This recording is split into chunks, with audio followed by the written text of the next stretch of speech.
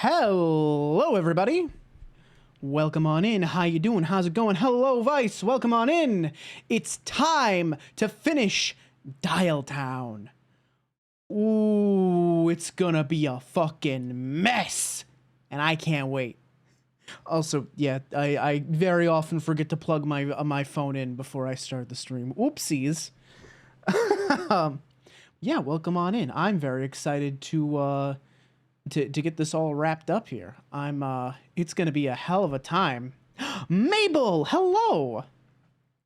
But yeah, I'm looking forward to it. I've been looking forward to it. I don't know what kind of nonsense they could have like waiting for us here, but I'm for it. I'm about it. I'm ready for it. Oh no, I'm probably not ready for it. I think I'm ready for it, but wow. Mabel, you just fucking smooch me live on stream? Wow. Mwah.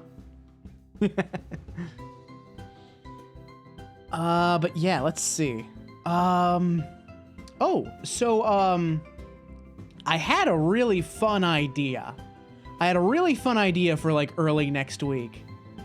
So I was thinking, what if, you know, with the Steam summer sale coming up and all this, you know, I was thinking, what if perhaps, possibly, maybe, I set aside like $100, right?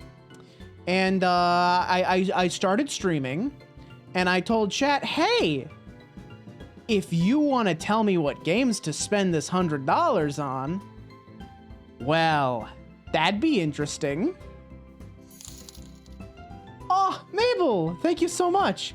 Holy shit, 7 months, what the fuck? Thank you so much, much appreciated. Look at you, little silver crown. I actually, let me post a message in chat here. Hang on. All right, so currently, right, yeah, so the highest level is the gold crown for a year. I gotta remember, there's like at least one more tier above that for 2 years. Which obviously we're not going to get to, like, for a while, but I did plan it out, you know? I had that thought process, like, oh, I'll commission a whole bunch of, like, sub badges, so, you know, I can have, like, a whole bunch of, like, tiered rewards to show off, like, how long people have been subbed. But, I know the highest level, which is for either, like, 2 or 3 years, is my own crown, the one on my head, and I think that's really cool. I still love that the 1 month sub badge is a fucking jester crown, and the 2 month is like a like cardboard Burger King crown. Those are like my favorites. Those were all oh, it's not Ray anymore, is it? Oh god, what is it now? Wait, hang on. Oh wait, it should be in my if I go to my emotes, it should tell me, right? If I just post an emote, it should tell me, because I do have them all credited, so they should all pop up with the name. Oh, I guess not in this view. Anyway, my emote artist did the sub badges as well, and they did a great job. And the jester hat was like their idea, and I think the paper Burger King crown was also their idea. Zeal, hello. I was just talking about my plan for early next week, which is set aside $100 and tell chat that they can pick what games I spend it on, and then we'll go through them at some point. You know, little bit of a Steam dumpster dive. It'll be fun. Or well, maybe not. Oh, it is still Ray. Okay, that's right. Oh, right. It changed from Rayberry Draws and now it's Cosmic Raylum. That's right. Okay, so it is still Ray. That much is still correct, at least. But yeah, they did the badges too. But yeah, it's gonna be fun. I think I'll open up like a Google Doc form, and people can like submit like games, and then we'll go through the list, and maybe I'll give them to Celexa to like prune to make sure nobody suggests any fucking NSFW shit that's gonna get me TOS'd live on stream. Just making sure. Tanking against Garuda. Ooh, nice. Yeah, tanking is at At low levels, it's not too bad. You just put on tank stance and you hit the boss, and it works out fine. The higher levels you go, the more you need like your cooldowns. Like Rampart's really good for like dealing with heavy auto attacks. Rampart you just kind of hit on cooldown for the most part, and then like you gotta start learning like, oh, this cast bar is a tank buster. Time for me to hit Sheltron. Bop. You know. Any type of game, though? Yes. It is chat's suggestion. You can suggest any game you want, good or bad, any genre. Just not NSFW. No porn games, because I want to be able to like show them on stream. And the idea is that at some point we'll start going through the games that we have purchased, and we'll do that. Assuming I can find the goddamn time to do so. It'll take a while to get through them all, I'm sure. Anyhow, I think we've delayed long enough. I really am excited to get through the ending of Dialtown, and I want to make sure we have time to like finish the whole game today. I want to make sure we're able to finish it.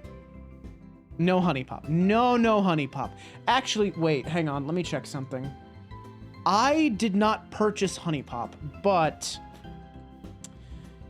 yeah, my friend gifted it to me.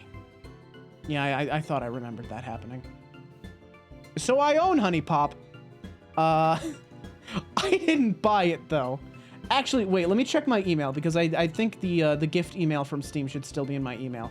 I'm willing to bet it was Ken. I'm willing to bet.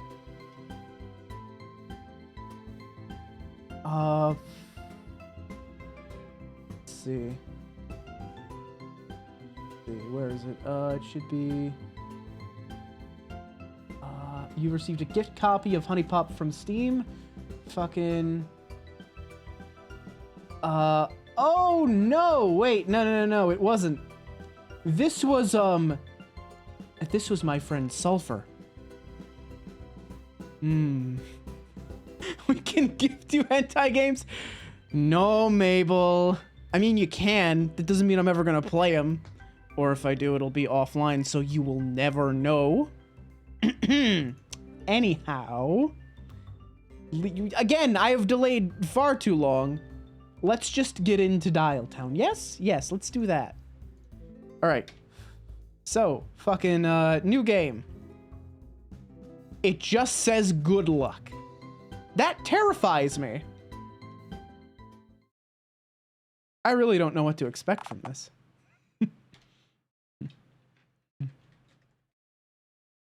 Alright. Alistair. You want a phone or a typewriter for a head? Typewriter. I like the typewriter head. Your gender. Male.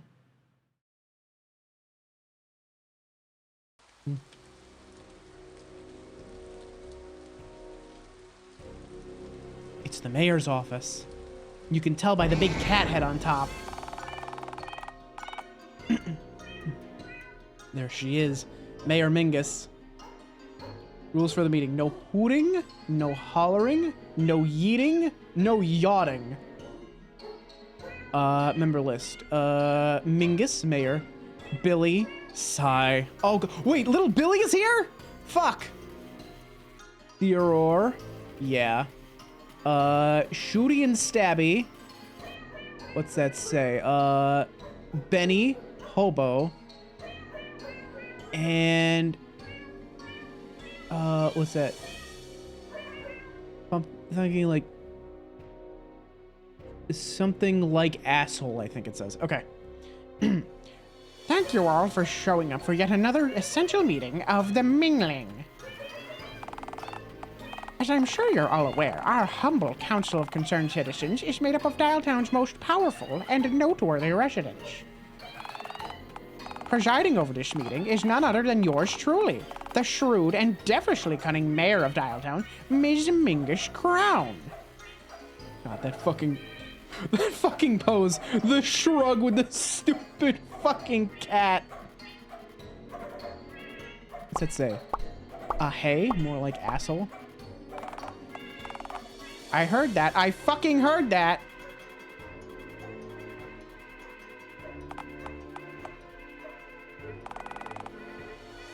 I figure out which one of you. Wait, what is it? Oh shit, you can't see it. I was so busy trying to read this one, I missed all the fucking comments. Moving on.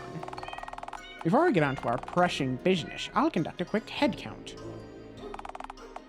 Little Billy, kicker of shins, biter of ankles, the bane of Dialtown's alleys, public schools, and playgrounds.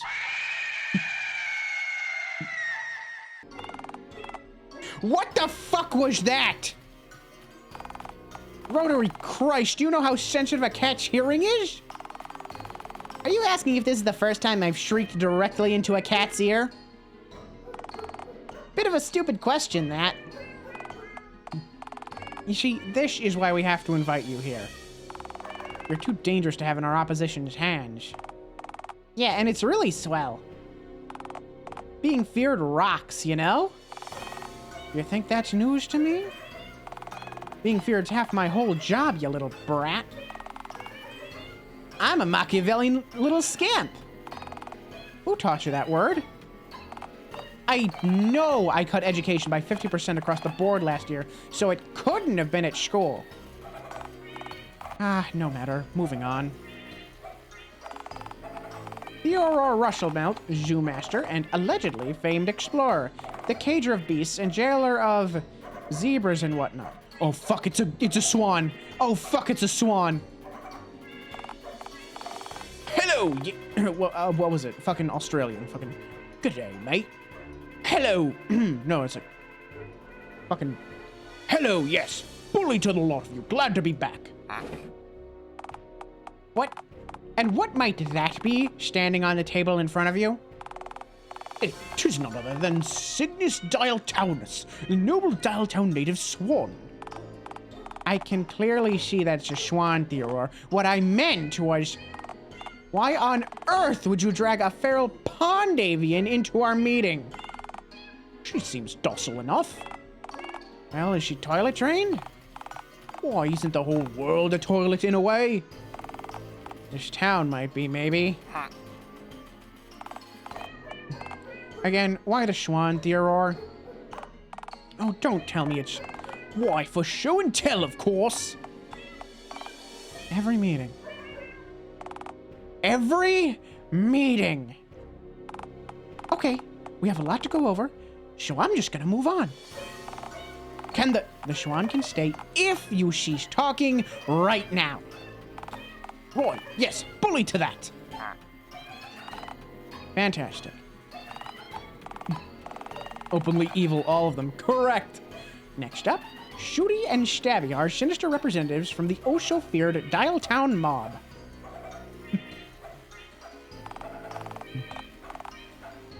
Wait, people are actually afraid of us now? That's news to me. We did it, bro. We've hit the big leagues. We're real criminals now. All of those fabricated headlines about us that the mayor bribed the press to publish must have finally paid off. Need to go host something? Take care, Mabel. Have a good one. Oh, hell yeah, bro. If only Pa could see me now. Yes, yes. Most people that you two mug, swindle, and steal from tend to be positively terrified of you both. Well, specifically terrified of accidentally knocking either of you over mid-mugging. You know, in case one of you bang your head on the pavement and they get convicted for manslaughter. Wait, people think we aren't an ominous force to be reckoned with? Outside of them being afraid of grievously harming one of my henchmen and eliciting my divine feline wrath. Not even remotely. But we're in the mob, though. We got connections. You have exactly one connection, which happens to be me, a figure who the citizens of Dialtown are actually afraid of, and for good reason. We can be scary. If you can, I've yet to see it. Watch this, bozos. How's that for intimidating, huh? I'm sure I'd be positively quivering if your gun was actually loaded. Now, put that thing back where you found it, and don't even think about picking it up while I'm addressing you. Shit, bro. I told you these lousy blanks just don't have the same effect. Man, can we have some bullets? You know, in case we need to ice someone. For you.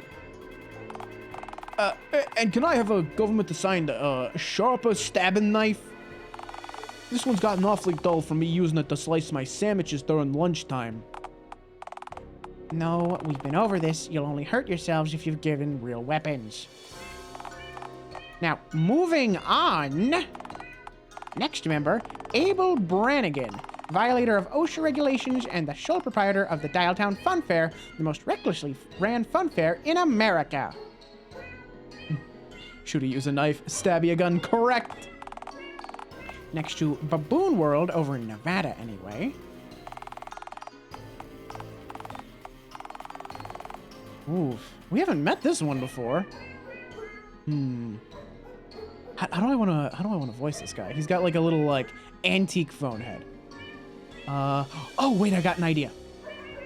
I feel like with the megaphone screaming, the swan and the gunshot, I can't really live up to the standards that's been set so far.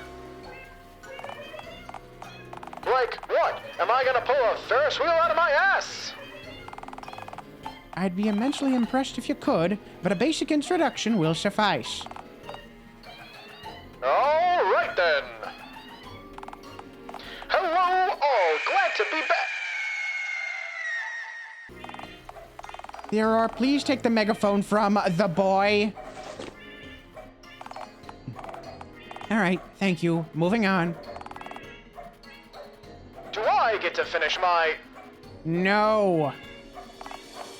Next, we have the one and only God, who's filling in for our dear comrade, Bunny, the owner of Bunny's Burgers off Main Street. Oh, there he is! It's God! I'll show he's a hobo and woke up face down in a puddle this morning. Wait a minute. Do I own Bunny's Burgers? No, hobo, you own nary a house, hovel, cottage, bungalow trailer, nor gazebo in my city, and really have no societal power at all. You've honestly done very little to warrant anyone having much respect or admiration for you. I mean, I did kind of create the universe, though, right? Yes, and we're all still tremendously upset with you for doing so.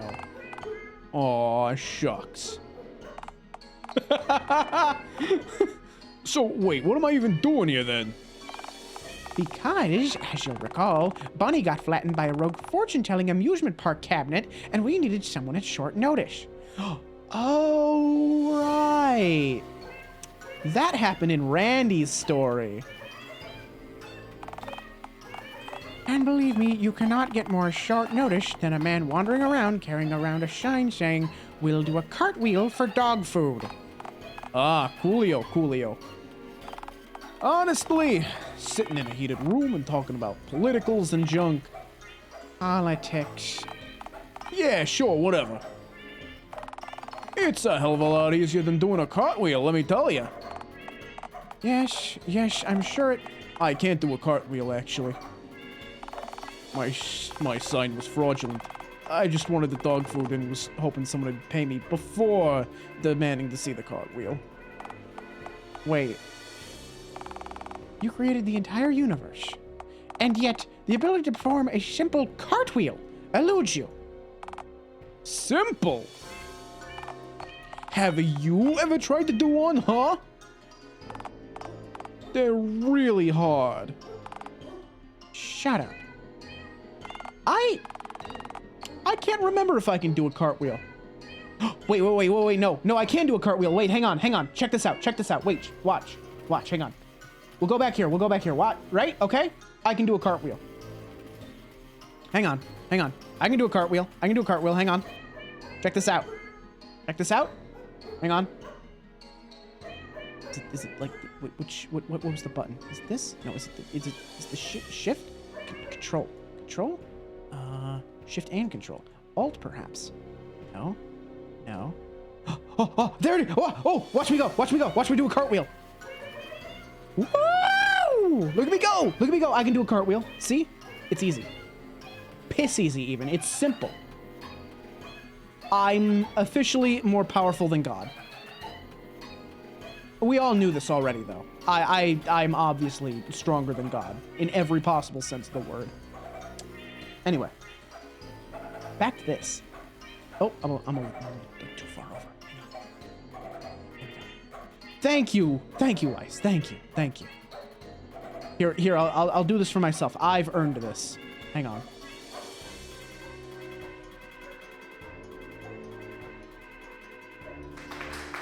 Yes, thank you.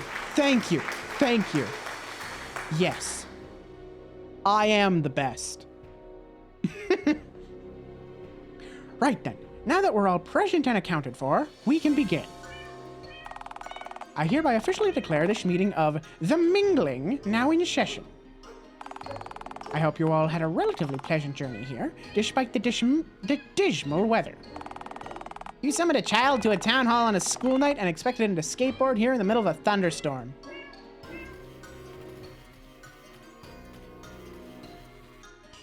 Wait, I can choose. Wait, I can't. Oh, I can't save. Wait. Ah, shit. I can bonk him, though.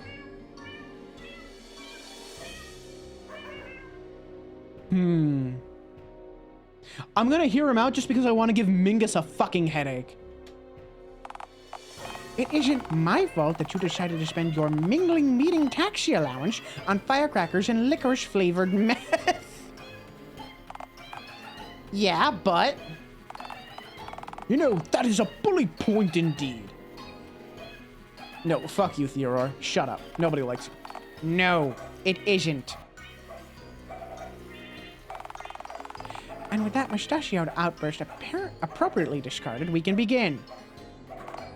Now then, you all know why we've gathered here. No, I don't. Quiet, you. Abel, wheel the projector over and start the slideshow. It's Big Bertha.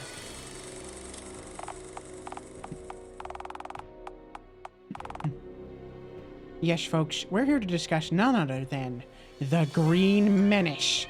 Oh, that's me! Alistair! It's me! I'm the menace! It's me. Look at me. Look, I'm on the screen. Look at that. It's me. They're talking about me. I'm in the game. Look, they're upset at me. They're finally recognizing my life of crime and degeneracy. Finally. It feels so good to get some recognition. Specifically, the FBI's most wanted. Egg layer on this glue. Yes. I'm sure you're all well acquainted with this emerald entity. In the past 12 months, we have caught Alistair laying eggs on private property, harassing Dialtown's public. Oh shit, that me! Exposing Dialtown's public to vulgar cinema. Convincing Dialtown's most reliable bank teller to skip town so she can paint pointless mountains. Befriending the fugitive known as Bigfoot. Stealing the rug from my office. The audacity! I'd do it again, too. I'd do it again in a fucking heartbeat. I would steal the hat off her fucking head. And possibly worst of all, fraternizing with Randy Jade, possibly the worst citizen of Dialtown. Wait, how is hanging out with Randy the worst thing out of the stuff you just mentioned? Oh, it isn't truly. I just personally find that last one particularly repulsive. As you all know, Dialtown has a status quo, which acts as the backbone of our robust, inclusive, but civilized society. One that we have toiled strenuously to protect. As mayor, I have made sizable strides in recreating the Dialtown that existed under my grandfather's leadership. A town of prosperity, order, and hope. A utopia, really.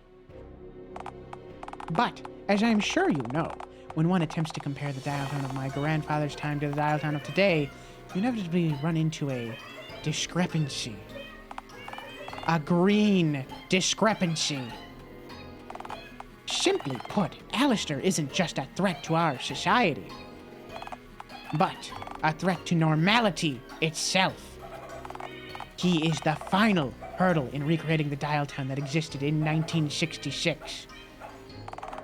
1966 being the year of the dial-up, the year my grandfather changed the whole world for the better. Simply put, Alistair must be promptly disposed of. I say, why don't we just lock him back up in the zoo? I think that's a bully idea, don't you?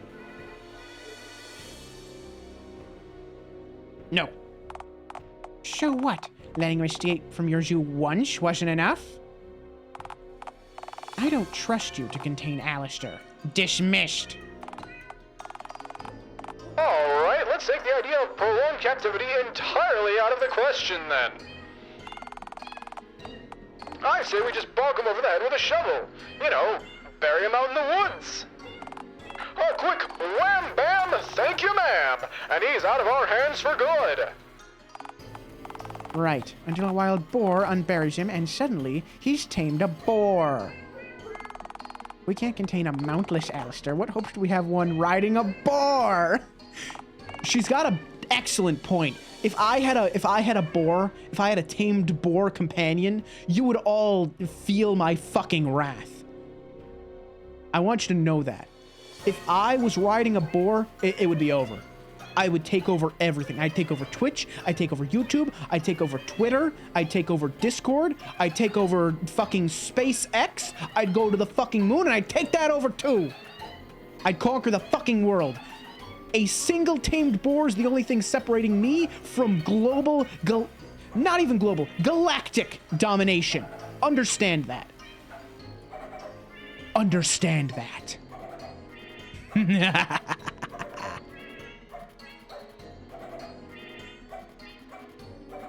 This is all too hard and pointless. Why don't we just eat a burger out of the nearest dumpster and call it a night? I vote we do that. Inaction simply isn't an option. Look, you all have something to gain from Alistair's exile. Billy, is it not Alistair who is indirectly responsible for the conversion of the Dialtown cinema into an 18s-only spook house?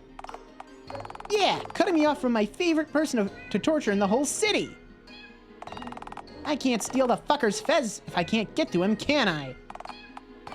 Theodore, with Alistair out of the picture, you'll be free to recapture and study the elusive Bigfoot, undisturbed. Boy, Joe, think of what I could deduce from new fur samples alone. Stabby, Shooty, by pulling this job off successfully, you'll have proven yourselves worthy of the rank of Enforcer. Dialtown's populace will know that you two must be feared, and for good reason, as you'll be directly executing my will. We'll be qualified for... yeah, of course we're qualified to act as your enforcers. Leave it to us, Ms. Crown.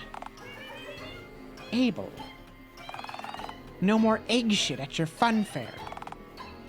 Fantastic. And God, you're being paid in dog food to warm your seat. Thanks, you too. As a committee of concerned citizens, the mingling is... Wait, we're a committee? I figured we were, I don't know, an evil league of villains fiends or some drivel to that effect.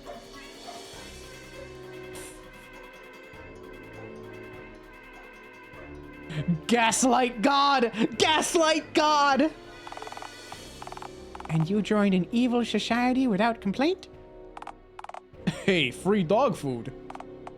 No, we are not an evil league, legion, squad, team, band, or anything of the sort. What made you think we were? Well, for one, we're meeting during a thunderstorm. I can't control the clouds. I can't, try as I may. You can control the weather. If you don't like it, you turn the thunder off. Hey, I'm fine with it. I'm just saying. Oh, also, the matching purple thing y'all got going on with your outfits and the overpresence of purple in the room. Coincidental. We're also meeting in a building that's essentially just a giant version of your head. Also, there's a tiny golden replica of your head on top of your cane. Also, the fact that you have a cane to begin with is pretty damning. You know, I have a cane. I do. I bought it for my Shagorath cosplay. I'm becoming more villainous by the day, you see. Do you want the rest of the dog food or not? I'll be good, ma'am. Excellent. Now, onto the capture itself. Theodore, I'll need a cat carrier. The one you brought the Schwan here in will suffice. Shooty and Stabby will take care of the rest. How are we gonna get him into it, Miss Crown? Yeah, I've seen that fucker up close, and he looks like he scratches. And possibly bites. Oh, don't worry, you two. I think you'll find my method of subduing him to be most effective. It's gonna be like a trail of Reese's Pieces or some shit, right? Ah, what a beautiful spring morning. Hang on a moment. What do we have here? Oh, glowing green breakfast. Egads, a full English breakfast just for me. This is wonderful. What a windfall. Alistair, I wouldn't eat that. Nah, it's good. No, I really don't think it is. The food's green, man. That's rarely good. Yeah, but I'm green, so I guess it checks out. How? What? There's audible malicious giggling coming from just outside the tent. This is obviously some kind of ruse. For crying out loud, that's clearly a human skull on the plate. I disagree. Please, Alistair, for once in your life, exercise the slightest bit of self-control. I've decided that I'm gonna devour I've decided that I'm gonna devour the breakfast. You know, just in case. Just in case what? You had no reason to eat the plate. Es bueno. You sicken me. Oh.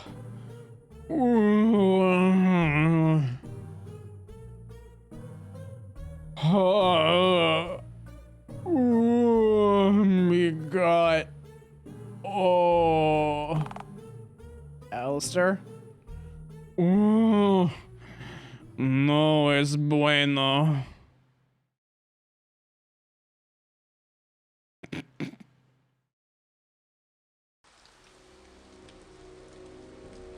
Well, that was quick. Well, that was easy.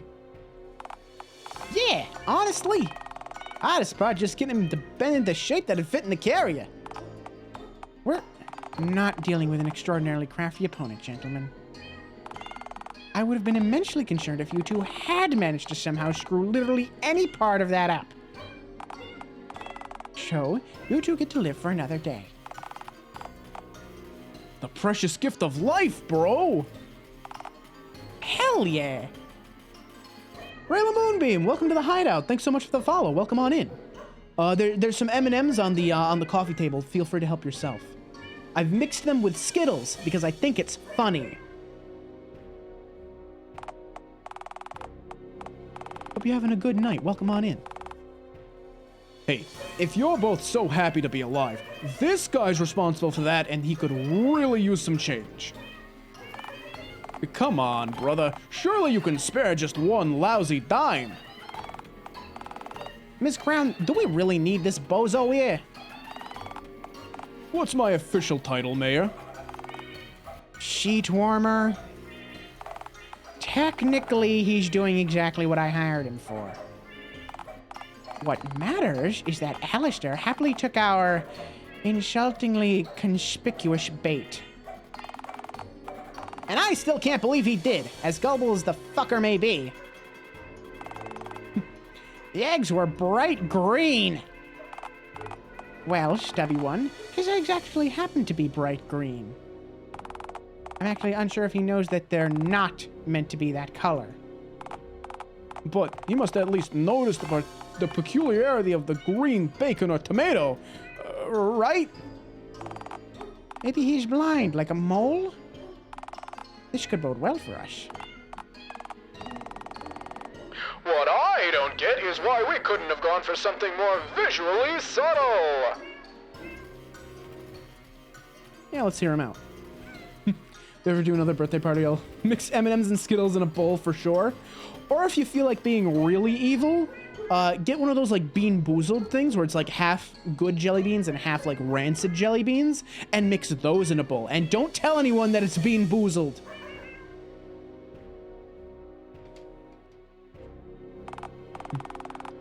Surely we could have just snuck a few sleeping pills in with the beans, and Bob's your uncle, he's down. Fangirl, welcome on in. Here for the grand finale, I see. Good, good. Glad you could make it. Aha! You see, if you'd studied the creature's diet as I have, you'd know that to be a fool's errand. It may surprise you to find out that our specimen primarily feeds on a rigorous diet of gravel and horse jerky. And of course, washes it all down with copious amounts of cough syrup. Alas, the creature's biological acclimation to narcotics made tranquilization arduous, to say the least. Why does he talk like that? Who the fuck says alas? Alashes and bullies aside, the mustachioed one brought up an apt point.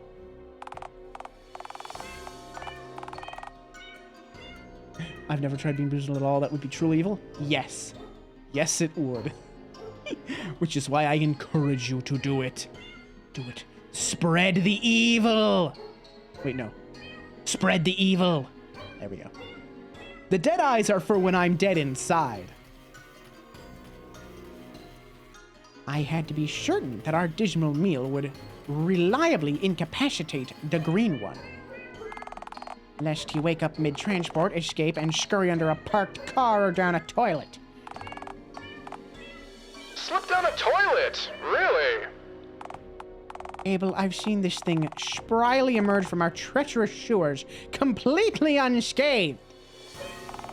A gutter-dwelling rat can crush its own spine to fit into a narrow crevices. Can we really take any chances here? So, he's in kitty prison, drugged to all hell, and you're gonna send him to a nice big farm where he'll have plenty of room to run around. Mission accomplished. Let's go home. Our mission is far from over. You see, based on,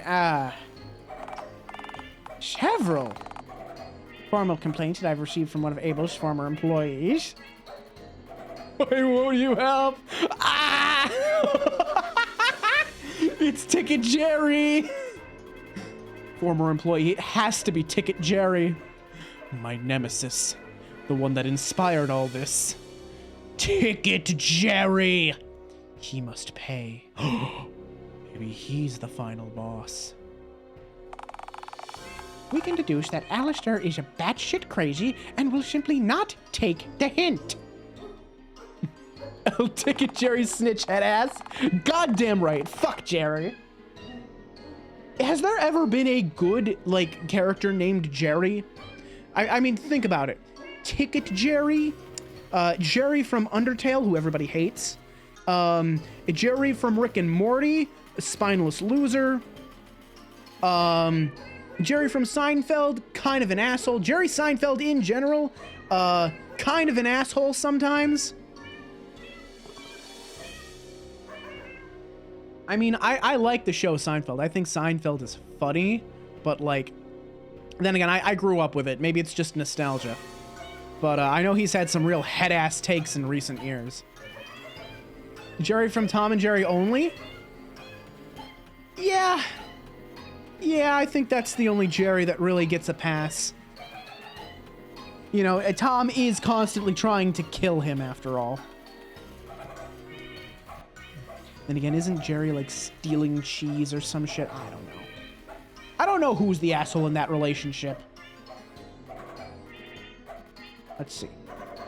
Our specimen's frankly revolting level of persistence, unfortunately, leaves my hands very much tied. The Mingling must remain vigilant and squash any of Alistair's inevitable attempts to return to our civilized world.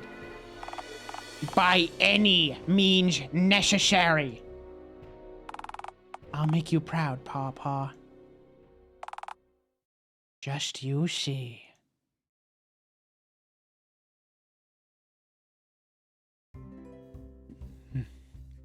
Oh, here we go. Chapter 3. Well, shit. That is a fucking hell of a chapter title. Ooh. Let's go. Ooh. Oh, Vice, thank you so much. By the way, today was payday. So giving some to all my buddy. Have fun, or eat some fries to maintain those thighs. Vice, thank you so much. I really appreciate it. Thank you. I did have tater tots with dinner tonight. I got a burger and tater tots, so I'm like one step ahead of you there. Thank you so much. Much appreciated.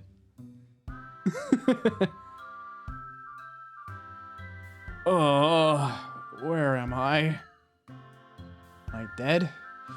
Is this heaven? No. Too small. Too cramped. Hell, perhaps. No, not nearly red enough. Limbo? Nah, this place doesn't look like a vast doctor's waiting room. Plus, no lukewarm coffee or elevator music. Purgatory. Final answer. Well, by my estimation, you've been stuffed into a cat carrier which has, in turn, been abandoned in the middle of the woods. That is also likely, yes. I need to squirt. Not in a confined space. Not in a confined space! Ooh, I feel like my head's full of jumping spiders, all of which are holding boom boxes. Who could have foreseen this abject misfortune coming? I warned you. 90% of the time one's given a free breakfast, you're being inducted into a militia, cult, or being kidnapped to have your organs extracted and sold. That, or you've just woken up, having overstayed your welcome after some really mediocre sex. By process of elimination, it was bound to be one of the other three. You got off lucky. Ooh, Papa wants out. Cool. So, stick your fingers out of the bar and undo the latches on the carrier's door. Huh? Oh, oh, oh, oh, oh, oh, oh. Just stick your fingers out of the door and fiddle with the 4 latches outside the corners of the... Oh, oh.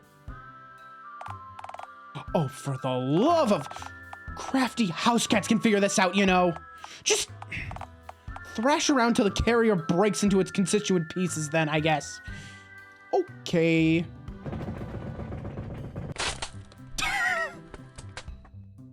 That was easy.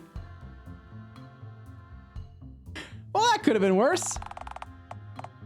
Considering you're not short exactly 1 kidney or aboard an alien spaceship, I'd say that you're right.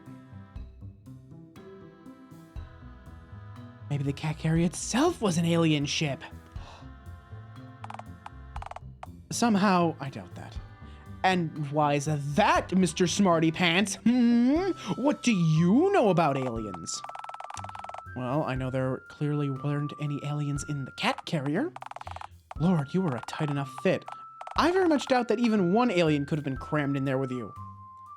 Maybe they were there and just, like, really small. If that's the case, then you definitely murdered each and every one of them with your bulbous lime-hued ass while you were thrashing around aimlessly. Damn. What a way to go. A martyr's death. Besides, I'm sure they would have probed you after knocking you out, and they couldn't possibly have done that, right? My ass feels undisturbed, so doubtful. Well, is any part of your body marked? No probes or chips, but I do have a note stapled to my spine. All right, yeah, those usually contain some strongly worded information. Go ahead, read it.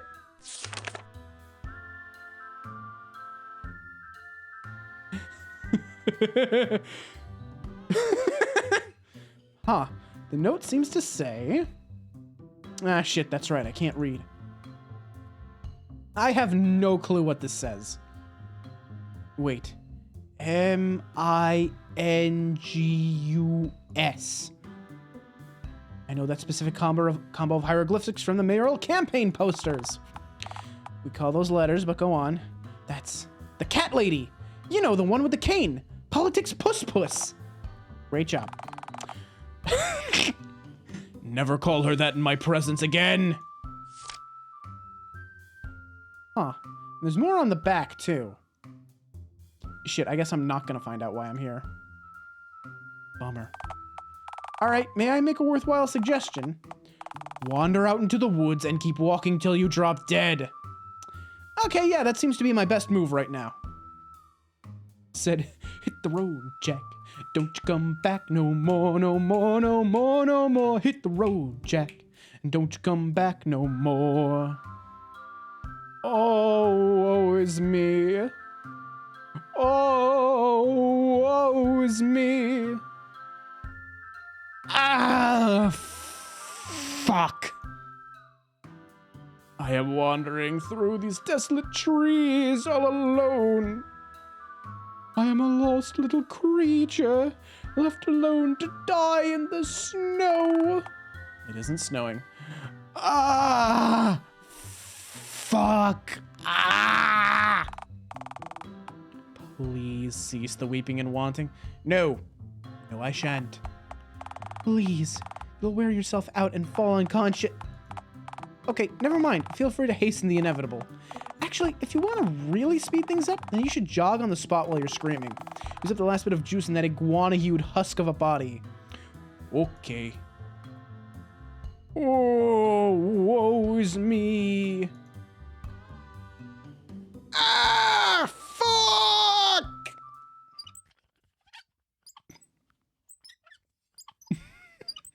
Oh, it's Jerry! It's Jerry! It's Jerry!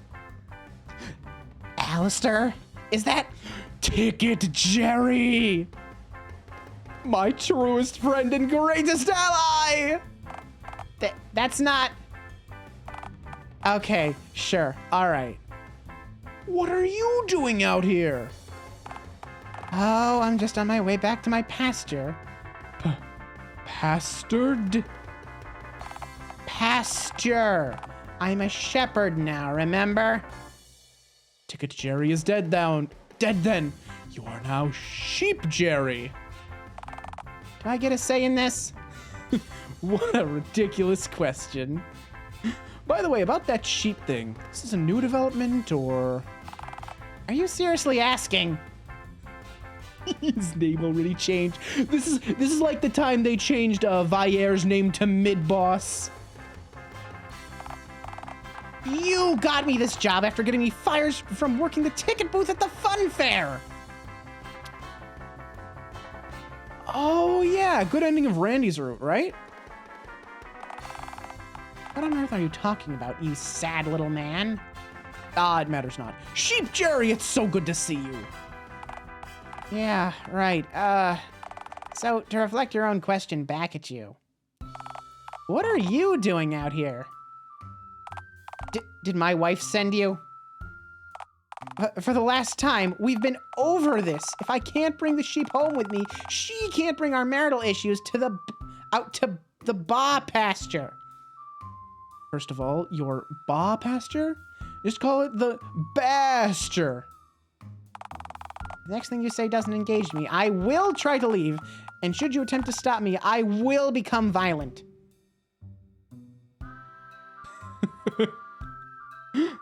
He has a wife? Yes. Well then, you're in luck because boy have I got the pitch for you! Is it? Oh Lord, please tell me you aren't trying to revive the last idea you pitched to me. Or the last time, even if you find one, I strongly doubt that any boar would let you ride on its back. Even if incentivized with a stick of horse jerky or hand-fed a diced kiwi. Wait, do you mean a kiwi fruit or a kiwi bird? Well, which did you mean back when you first pitched the plan? I don't remember. The shame on your face says otherwise. Where are you even gonna find a kiwi bird? Break into the zoo. Just scurry away with one under my arms. If you're capable of breaking into the zoo, why not just ride out on something cooler than a boar to begin with? Like a polar bear or a... Wait, why am I helping you? Oh, yeah, that reminds me. I need a favor. I swear if you ask me to give you a ride back to Dialtown sitting on my lap...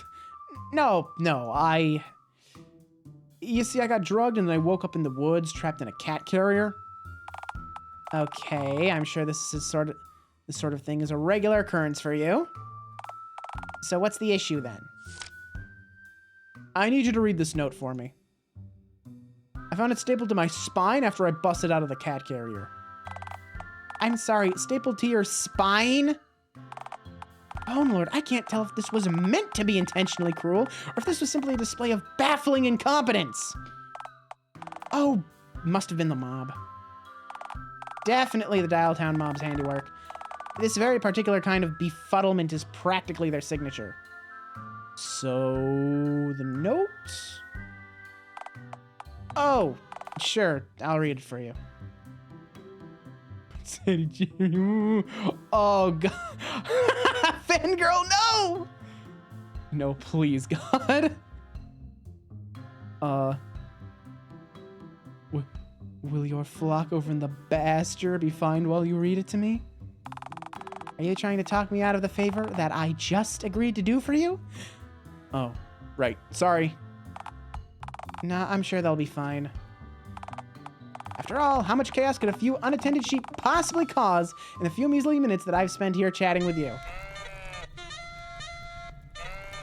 Look at him go. I'm sure they're doing fine. Right, let's read what's on the front of this note here. Oh. It reads, "Don't come back, I mean it. Don't even try. Don't, I mean it. I really mean it. Okay, there's a whole page of this. Anyway, it's signed... Mingus. Wait, the mayor exiled you? I can't believe she... Bone Lord, I thought she was all done exiling nonsense since since what? Are you gonna say Norway? Are we in Norway, Jerry? Does this look like Norway to you? All right, what were you gonna say then? Never mind, I was just rambling about something unimportant. So you're gonna read what's on the back of the note? Oh, right, yeah. Let's see here. If this side of the note is intended to be read by the first literate person to find you post-exile in case you manage to wander back into civilization. Which is you, correct?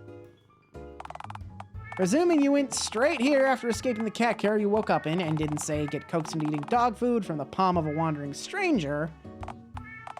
Did you... What? No, just read the... All right, let me just... Oh. Oh.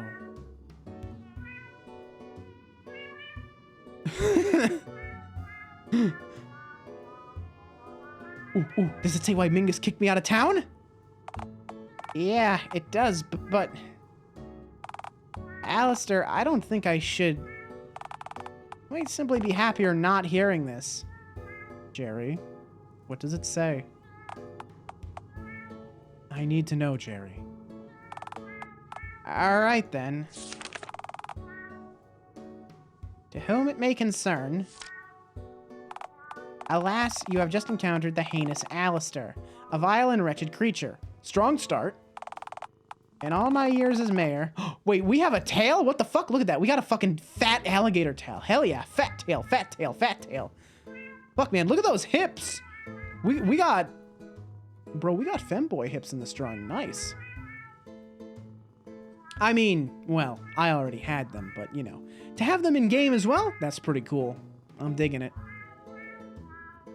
In all my years as mayor, I have never encountered a beast more repugnant than Alistair. Alistair is not just a burden, a pox, a leech on society, but also an immense threat to civility and normality itself. A fundamentally selfish creature, Alistair uses others for his own, often self-centered schemes, as if they were mere tools. Alistair frolics around in the open, breaking laws just as thoughtlessly as he has broken the collective hearts of our fair citizens. Really engaging in public nudity and routinely harassing innocent civilians whenever he so wishes. An obnoxious and abrasive degenerate, he periodically spews offensive, vulgar, and often hurtful utterances merely to see how his victim will react. Baba Booey. Drink water, bitch. Oh, Thank you, Zeal, for the hydrate and the Baba Booey. Water, bitch.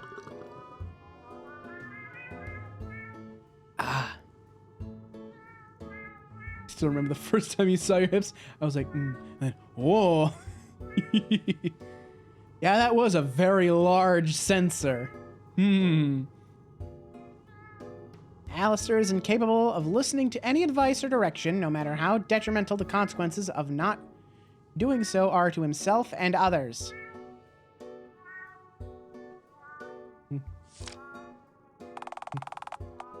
Alistair will happily harass a target, relentlessly eroding their willpower in order to get anything that he so desires.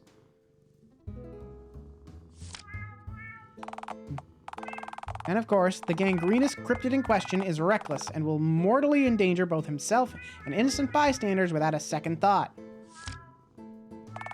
Alistair must be shunned from all civilized society, as he has decided that he's too good to domesticate himself.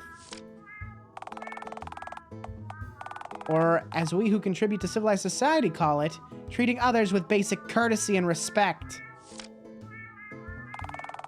You are a Dialtown resident and should find this wretched heathen skulking around the perimeter of our fair city. I am instructing you to immediately notify one of my enforcers. It's Shooty and Stabby. My name is Mingus, Mayor of Dialtown. Look on this wretch, ye mighty, and despair. A new day is dawning in Dialtown, and it's all the brighter without Alistair. Yours felinely, Mayor Mingus Crown. That animation was fucking sick, though. Those drawings were, like, really good, too. That was great.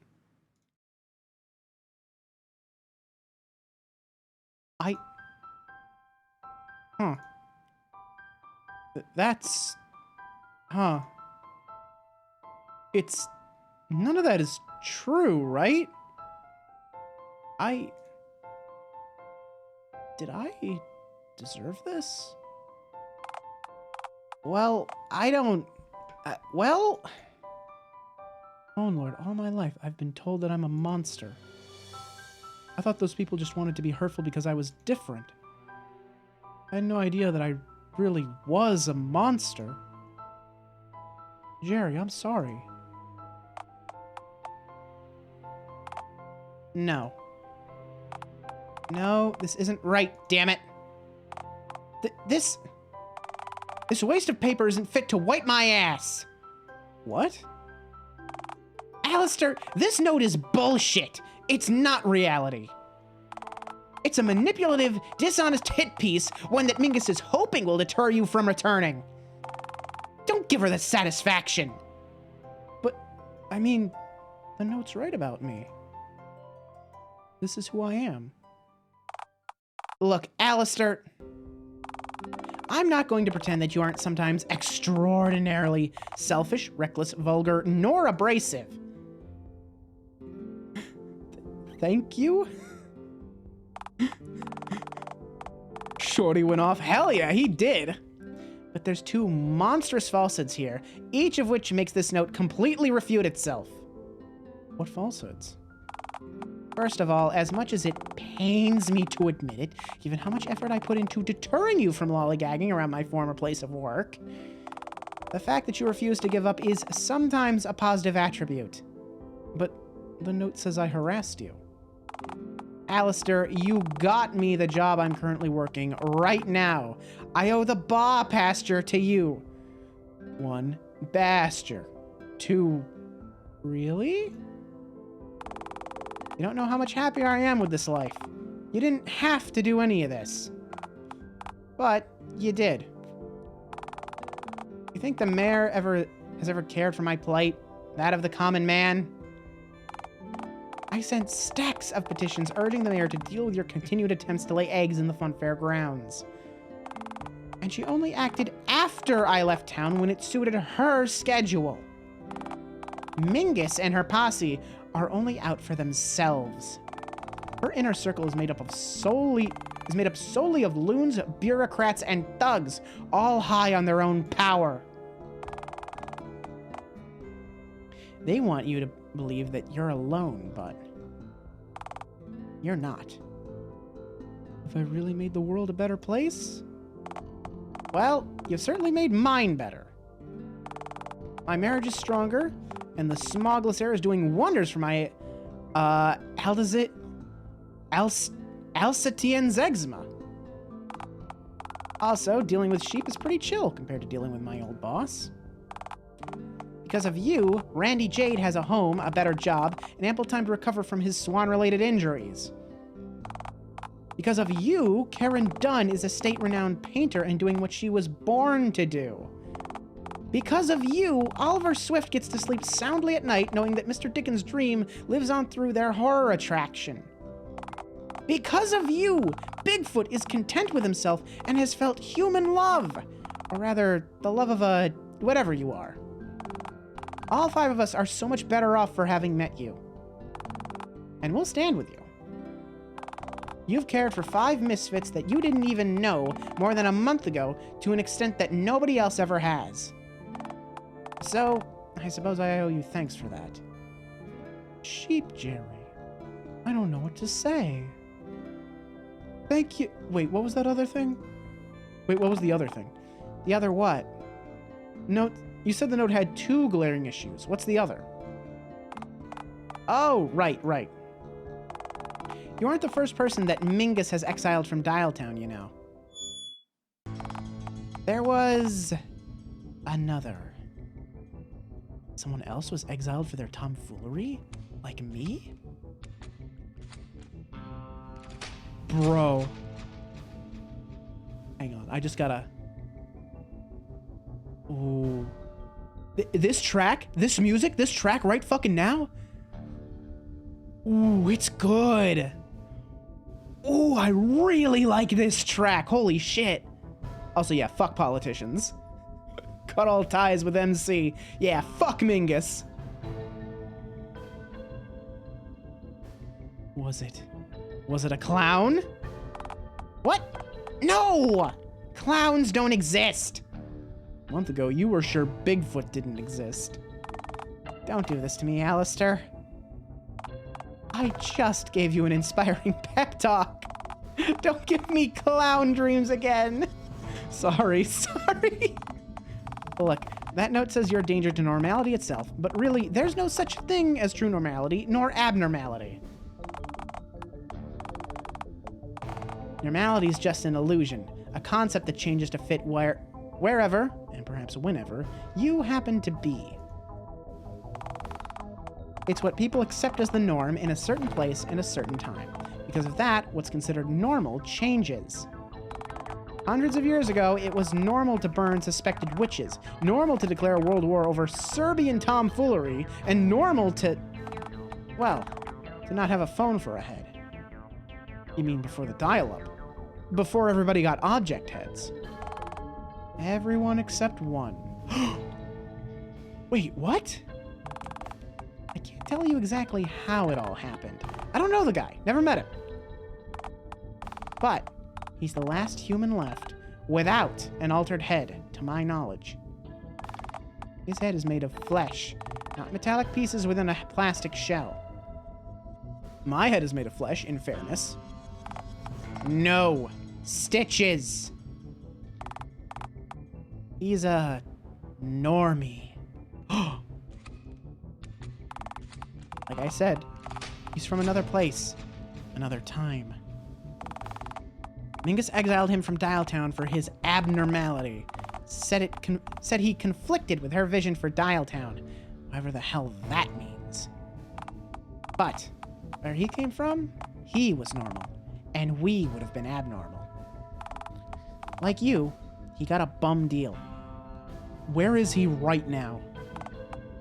Oh, he lives in a shack 8 miles up from here, give or take. I don't know if I'd recommend seeking him out. He's just as likely to shoot you on sight as he is to actually talk to you. Sorry, scratch that. He is far more likely to shoot you the moment he sees you than talk to you. I need to find him. I know that I'm not going to be able to talk you out of this. But you could live out here with me in the sheep. I've got a spare pile of hay in the dry corner of my barn. Jerry. All right. Just know that if you ever grow weary, hungry, or get hit by lightning or whatever, I'll always be out here waiting for you. Aw, Jerry! Thank you. I'm gonna seek this man out now. Shit, I'm actually tearing up a little bit. What the fuck? Jerry! Shit! Aw, Jerry! Alright, never mind. We did it. We found the good Jerry. We did it! Okay, cut through the clearing and walk through the trees 8 or so miles due north. You'll find the shack. And for what it's worth, good luck. I hope you find what you're looking for. You mean the shack? No, I'm not gonna ruin the moment. I can't do it to him. Thank you, Jerry. It's been my pleasure, truly. Please try not to walk straight into a bear trap. It wouldn't be the first time. Farewell, Sheep Jerry. Goodbye, Alistair. You're welcome back anytime. Aw, that is ridiculously sweet. Fuck. Aw, that's so good. Ooh, so exhausted. Must have walked a good 7 miles by now, at least. 7 mi- Jerry is still within earshot. Keep going, you're doing great. Oh, Lord. You know that's only gonna get harder from here, right? If you're tired already, Jerry's always got that pile of hay in his barn. No. I have to find Normie Man. Return to Dialtown. Alright, I'll address the power hose-headed elephant in the room then. Why? Why on earth do you want to go back to Dialtown so badly? Is this about your eggs? Well, duh. All of this was for them, damn it. All of it! Okay. I know you had invested an unusual amount of time and effort for you into birthing them, but they're probably going to look like you when they hatch, right? And what's that supposed to mean exactly? Just a factor to consider before you get yourself killed trying to get to them again. Alright, quick trip back to Dialtown, grab the eggs, then hitchhike as far away from Dialtown as you possibly can. Oh, like hell I'm giving up on Dialtown. I'm sorry, give up on Dialtown? They exiled you, Alistair. The town's mayor has it out for you. Most of the citizens there treated you like some kind of monster. Why not start over? Why not take your eggs elsewhere and start a new life? I've got friends in Dialtown. I can't just let them go. Please list the residents of Dialtown that are worth staying for. Well, there's Karen. She got out of town to paint trees and shit. Let me finish, damn it. There's also, Olive Man, Randall. Adding Randy's name to any list to artificially inflate its value literally never works on anyone who's actually seen Randy, you know. I have other friends. Name another one. Excluding Bigfoot. You bastard, that was my next one! Alistair! Oh, alright. Mayor Mingus? Oh, come on. You put me on the spot. Okay, let's just keep moving. I'll make sure you keep north. What if the real north was the friends I made along the way? I will guide you straight into lava, you know. I'm not stupid enough to step into lava, you know. You are, and I will test this if you contradict me again. Just go forward, Alistair, for I decide to do just that. Okay.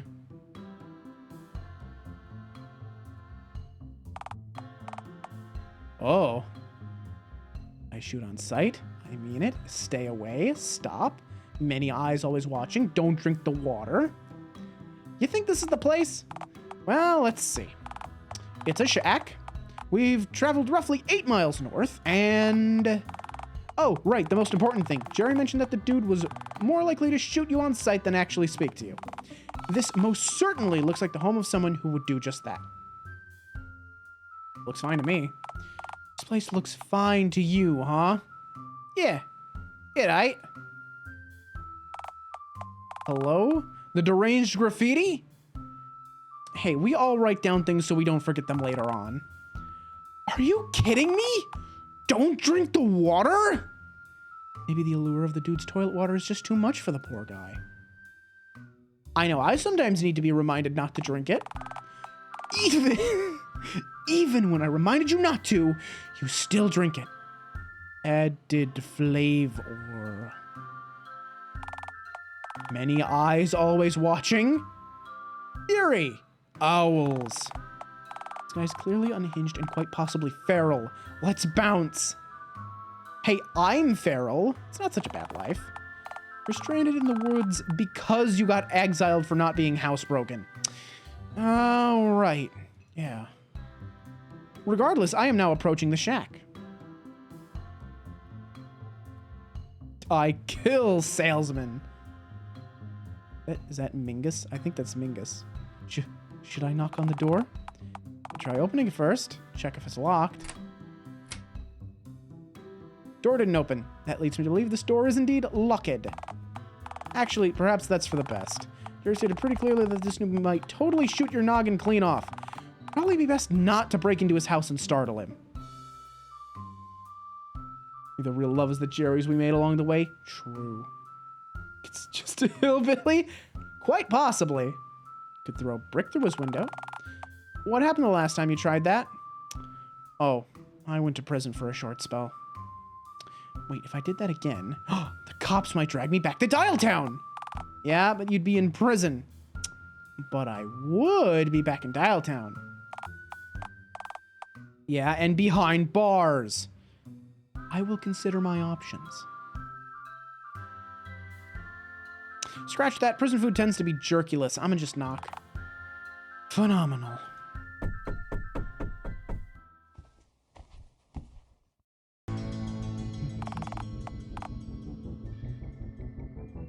Ooh. This is private land, partner.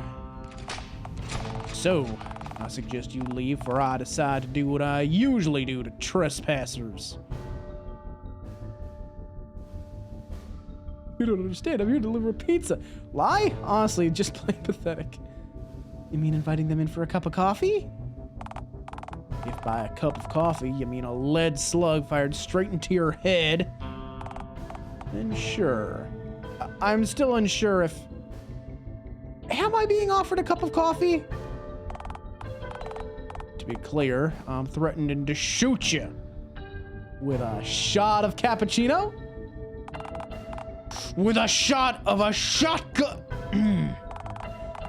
I am threatening to shoot you in the head with a shotgun, partner.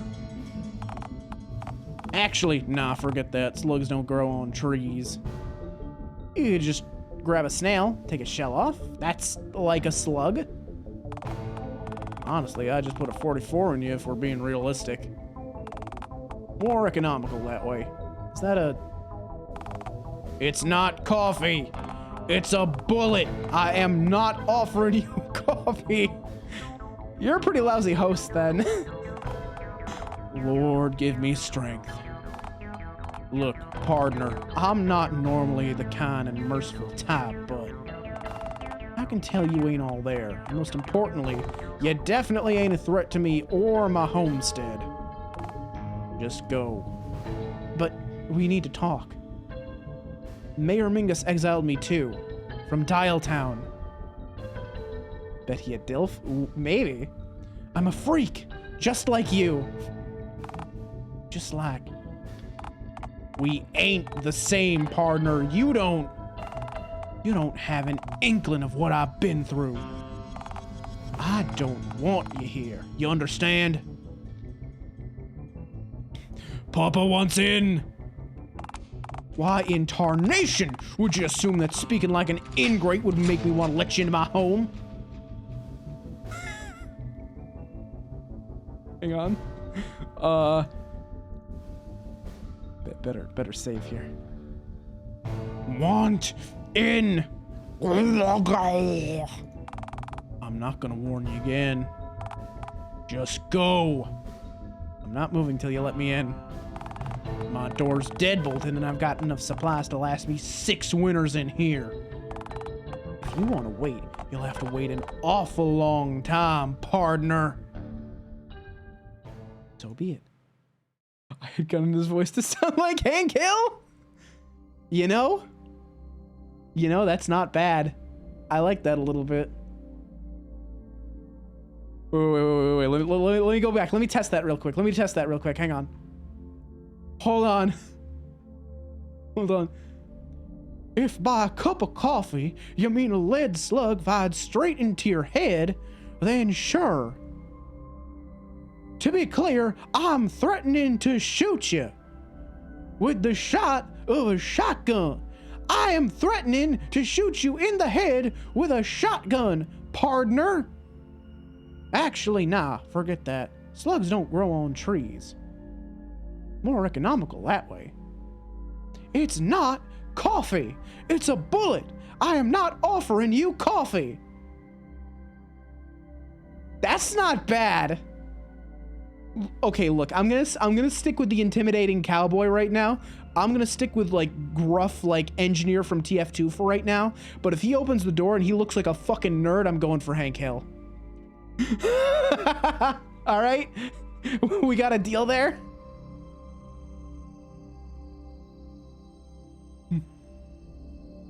Oh wow, are we actually just gonna? Oh hey, we do have a tail. Nice. What the fuck? Did we grow fur in the winter apparently? Yo, cannon tail? Look at that. Did we just wait a whole ass fucking year?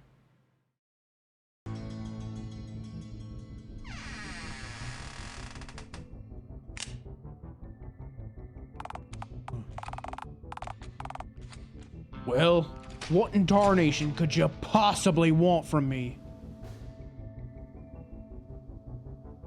Hang on.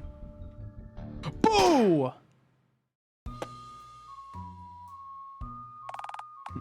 What the hell, partner? Why in tarnation would you intentionally startle a man who's got a cocked pistol pointed at you? Or...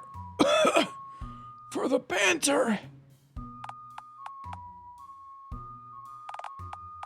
Alright, I feel much less sorry after hearing you speak again. This was bound to have happened anyhow. I guess I've gone and just sped up the inevitable. You're bleeding something fierce, partner. So you might want to get those last words of yours out while you still can. Ooh, I've shit myself and I'm dying. As a man of honor, I urge you to change your last words to something less that. No, it's okay. That about summed it all up, really. Do you have any last wishes, you poor green bastard? Yes. Please mail my body to Randy Jade over in Dialtown. Oh. Alright, stranger. Consider it done.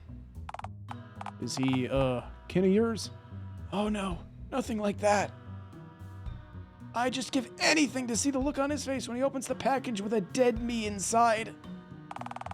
I'm gonna put you down and let you die on the cold, hard ground because your last wish stinks worse than your britches right now. That's fair, yes. Oh, hello, phone Satan.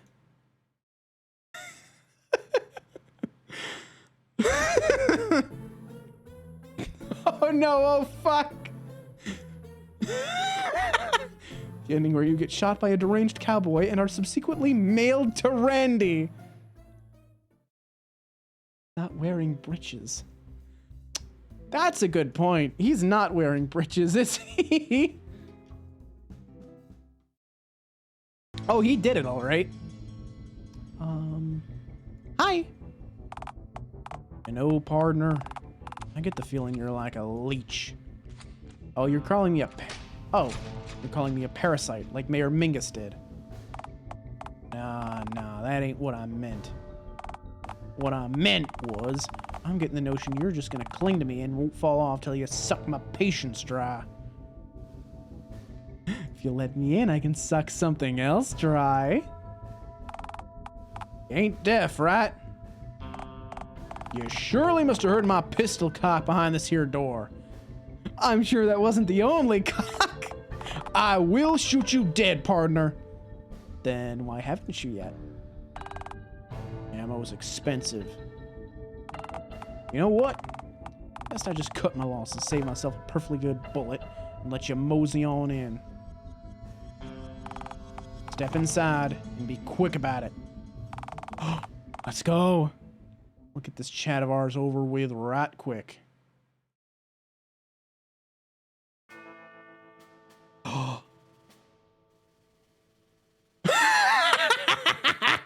He's got a bag over his head.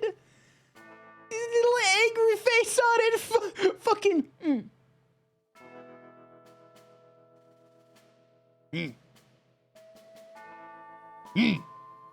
Angry. Angry. So you're... Huh. Say, what's with the paper bag? Oh my god, it changes! Holy shit. That's... I like that. I like that a lot, actually. Holy fuck. Why do you think I have it on, partner? Oh, are you covering up an embarrassing bandage on your forehead? One that says something akin to fuckface? And if you take it off, you'll explode?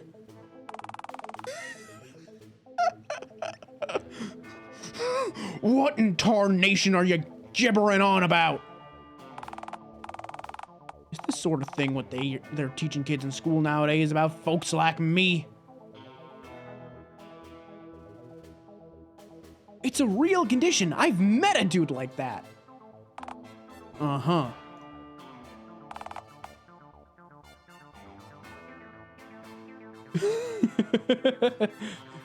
Zeal and Fangirl in complete, like, disparate, fucking,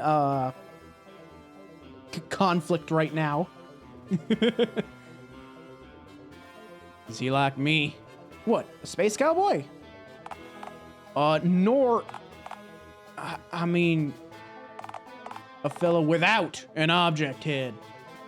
Oh, no, he's not quite a person, granted, but for unrelated reasons.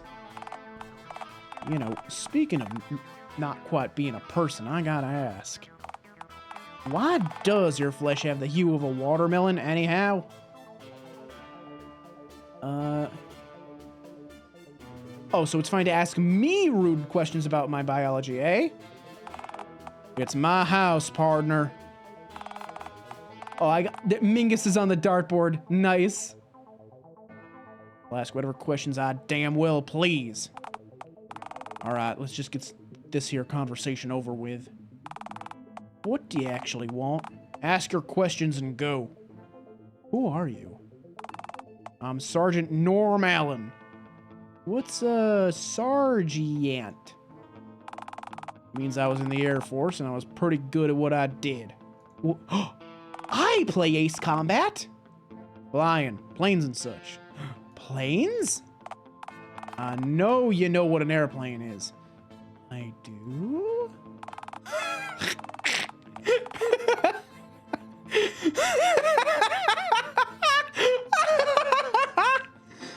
I fucking love this.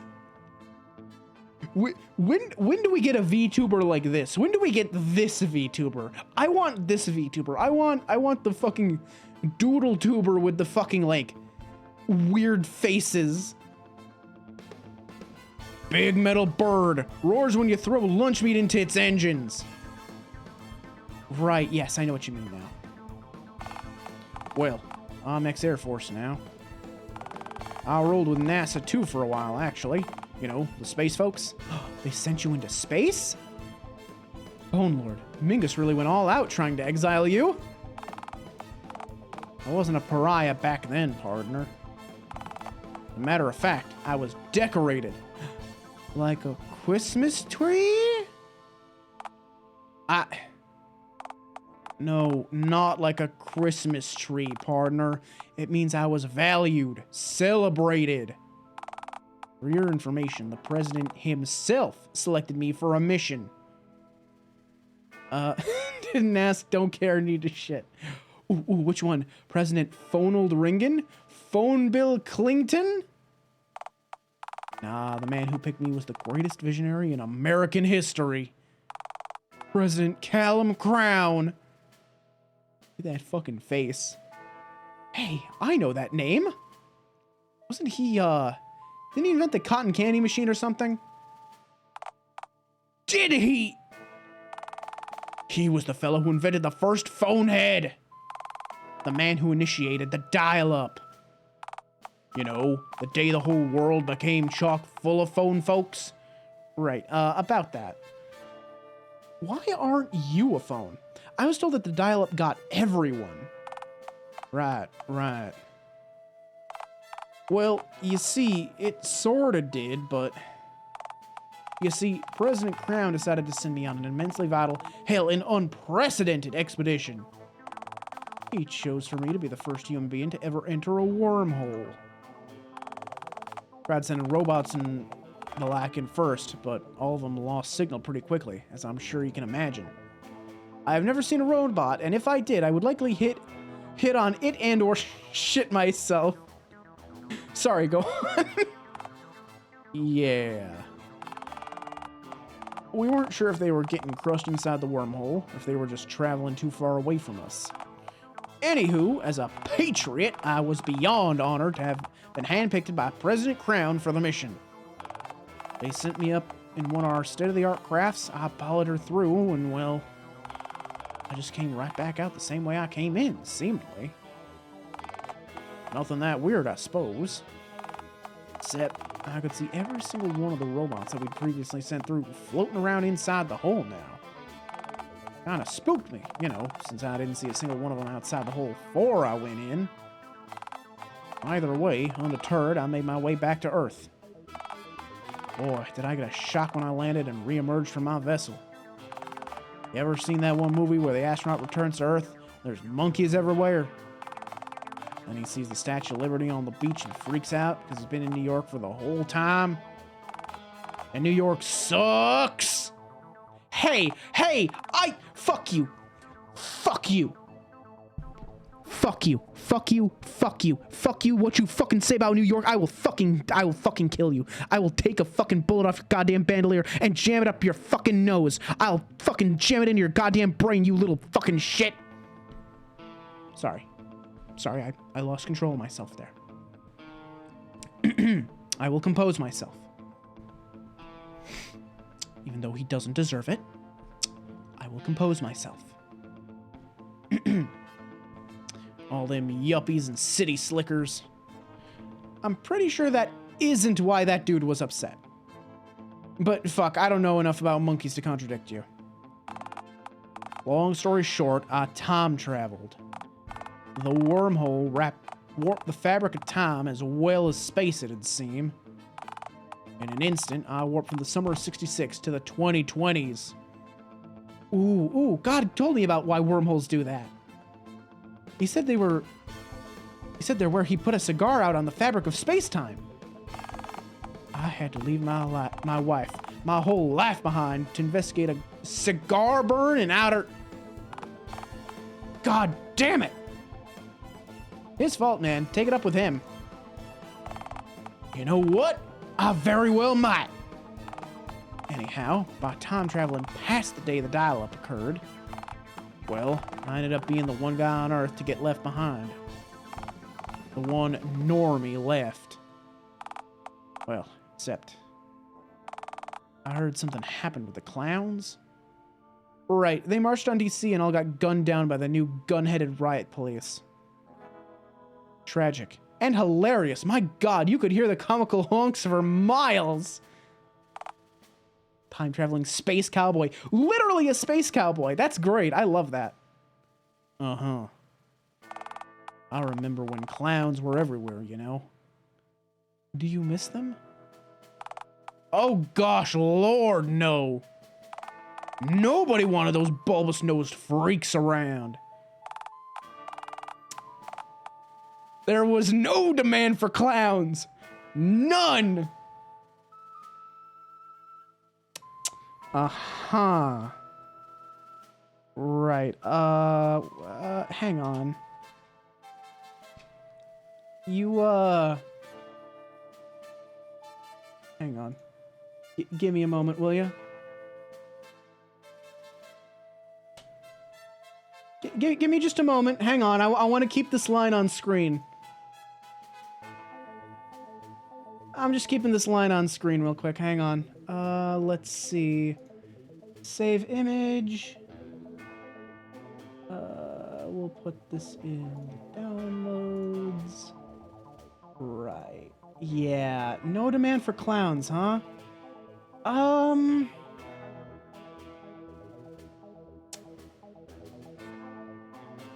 me just...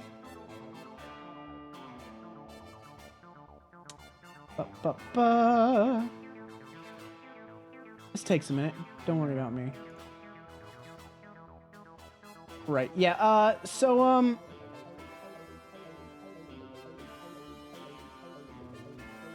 Right.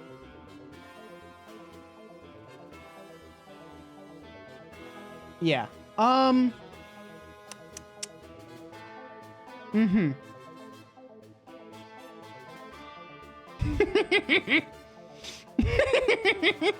You sure there was no demand for clowns in the 2020s? Are you fucking sure about that? Talk about aging like milk. Just saying. I'm just saying.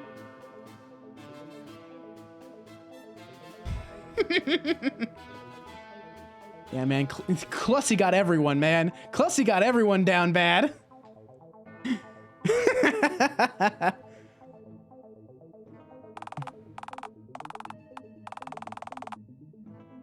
Clown eggs look similar to ball pit balls, which were commonplace in places that they spawned in.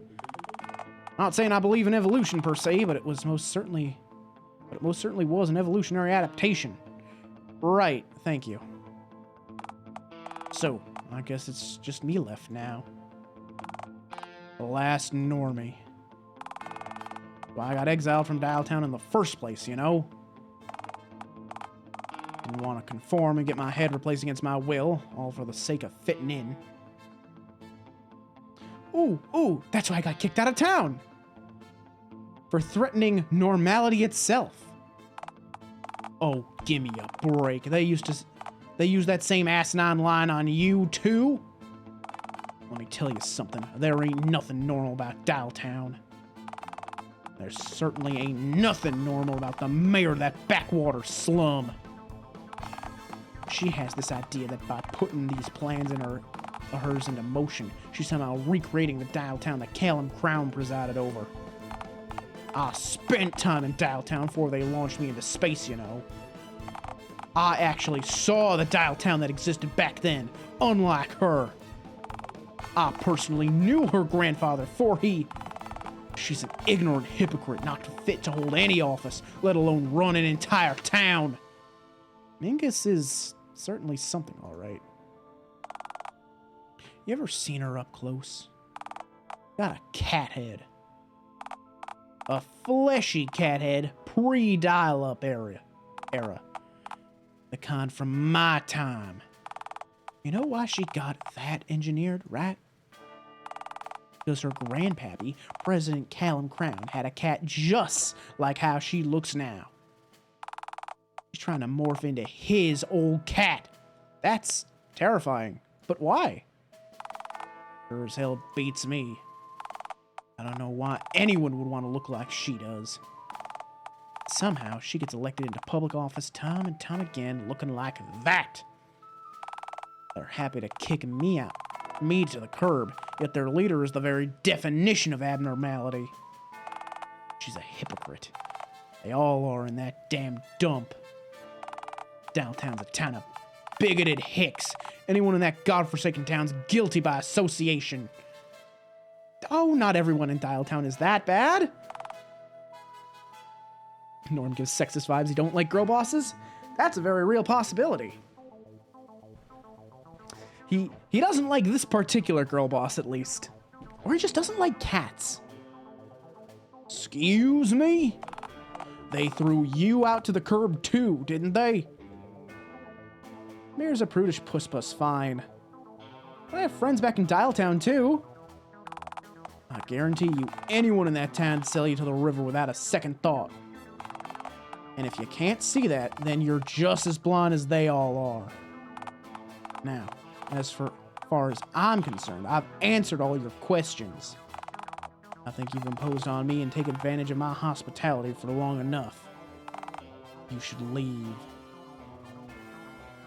What hospitality? You didn't even offer me a cup of coffee. You want to gargle down brown water and go sip from a puddle. I've got things to do. Yeah? Like what? Stewing in your own bitterness? You don't know how long I've been here. I had to leave my whole life behind twice. And again, being cast out of that bigoted town was probably a blessing in disguise for the both of us. I don't want to be alone. And I don't want company, so I suppose we're at an impasse. Oh, wait, except we ain't, because I got a gun. So, get out. Move on. Find a better cesspit to squat in. Get yourself the hell out of mine. I don't know where to go. Follow the perimeter of the town until you find the freeway and hitchhike in literally any direction. The further you get away from Dialtown, the better. Don't make the mistake of settling too close to the town like I did. You'll have to put up with visitors like you showing up every now and again. Wait, have others come by here? No one nearly as annoyingly persistent as you. There's a shepherd who lives 8 or so miles down the road, but he knows to keep his distance on account of the signs. Sure didn't stop you, though. Right, signs can't stop me because I can't read. I need a Norm gun emote. Oh, that's not a bad idea. I should have gone all out and stuck a head in a spike out front. Alright, I'll cut you a deal, partner. I'm willing to let you stay on my land if you want. But only from the chin up and at the end of a wooden stick. I'll pass. I need my neck for hooting, hollering, swallowing, and gargling. Sure are a repulsive creature, ain't you? Thanks, me too. That wasn't a compliment, you know.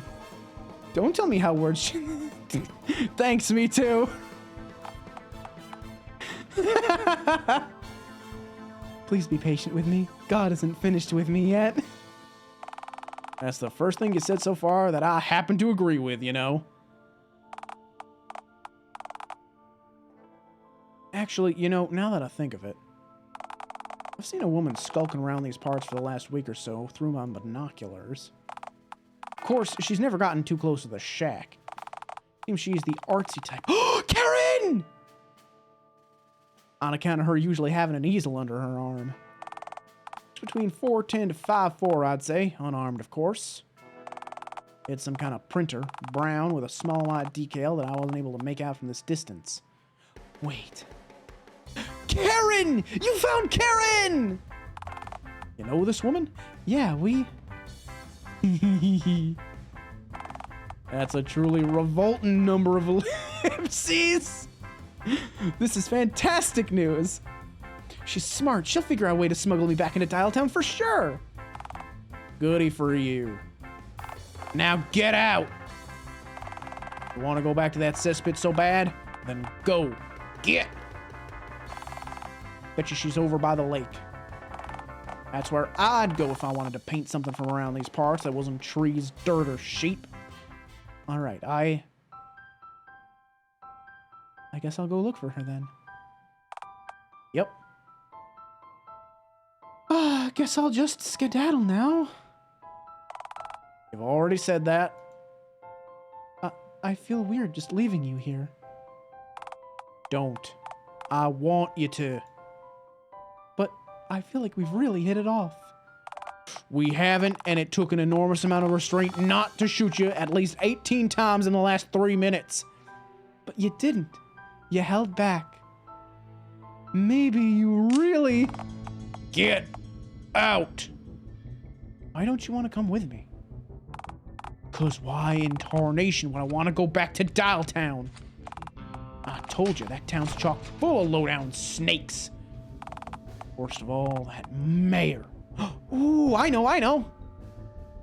Wouldn't it be really funny to see the mayor's face when I return? She's gonna be so pissed when she finds out I'm back. Might get mauled by police dogs again. We'll just have to see. My God, that's the stupidest. Wait. Huh. You really think that you found your way back in the Dialtown that you'd be able to get to the mayor herself? You bet. Once I've reached her once. I'm sure I can do it again. No kidding. All right, partner. I suppose you've convinced me. It's a deal, then. Epic! Wowzers! Very swag. You know, the deal's that I'm willing to accompany you back to Dialtown, not listen to your asinine idioms. I'll travel with you back to Dialtown just to get to the mayor and see her get her just desserts. Please bring the gun. You know, in case we encounter a pack of roaming feral hogs. Like hell, I'd leave my single action behind. We're doing this. We're going all out. Let's head out. I want to get to the lake before we hit hog hour. Really do have Hank Hill vibes. I feel it a little bit. I do. 10 minutes of the worst chit-chat imaginable later. So, are turnips like fruit or what? For the last time, partner. I told you I'm willing to accompany you, but needless chit-chat does not come under the terms of our agreement. I'll walk with you, shoot at anything that tries to shoot at us first, but I ain't up for banter of any kind. This will be the last turnip-related question, I promise. You've said that 3 times already, partner. The eyes shaking. I can't. I fucking love this shit. Holy fuck. No more. You could be nicer to me, you know. And you could be quieter. My, what a world that might be.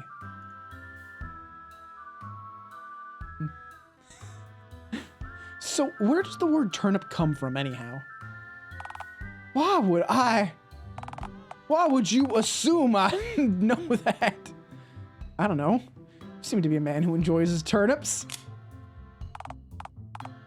You look like a man who plays a lot of Animal Crossing, is what I'm saying. I'm this close to using up 2 of these here bullets, you know. 2 bullets? You want to shoot me twice? 1 for me and 1 for you, actually. Between the 2 of us, I think I'd shoot myself first and then you after, so I wouldn't have to hear you gurgling on the ground. I gurgle on my feet, too, in fairness. And I gargle oft, I do. And gargle oft, I do. What sort of dialogue? Hey, Norm, I have one last question. You ask me another question about turnips or radishes, I swear you're gonna taste lead for the rest of your short life. No, I wanted to ask, is Mingus right about Dialtown? What are you talking about now? Are you starting to piece together why they mightn't have why they mightn't have waited to get rid of you? Nah, not the exiling part. They're wanting to make Dialtown just like it was when Callum was in charge. I guess what I mean is, you think Dialtown was better off before Callum died? Before he what now? You think he's... You don't know a damn thing about what President Crown achieved, do you? I know he had a funny head, wore a flag tie, and made lots of telephones. That's the gist of him, right? The gist! He was the greatest leader this here country's ever had. A visionary! And a tragic waste of potential in the end. I found out what happened to him after I jumped forward in time, of course. So wait, he's not dead, but is gone? That's the long and short of it, yeah. To my knowledge, he's alive and kicking, but still completely gone. I'm even more confused now. You make brain hurt, Magic Hat Man. All right.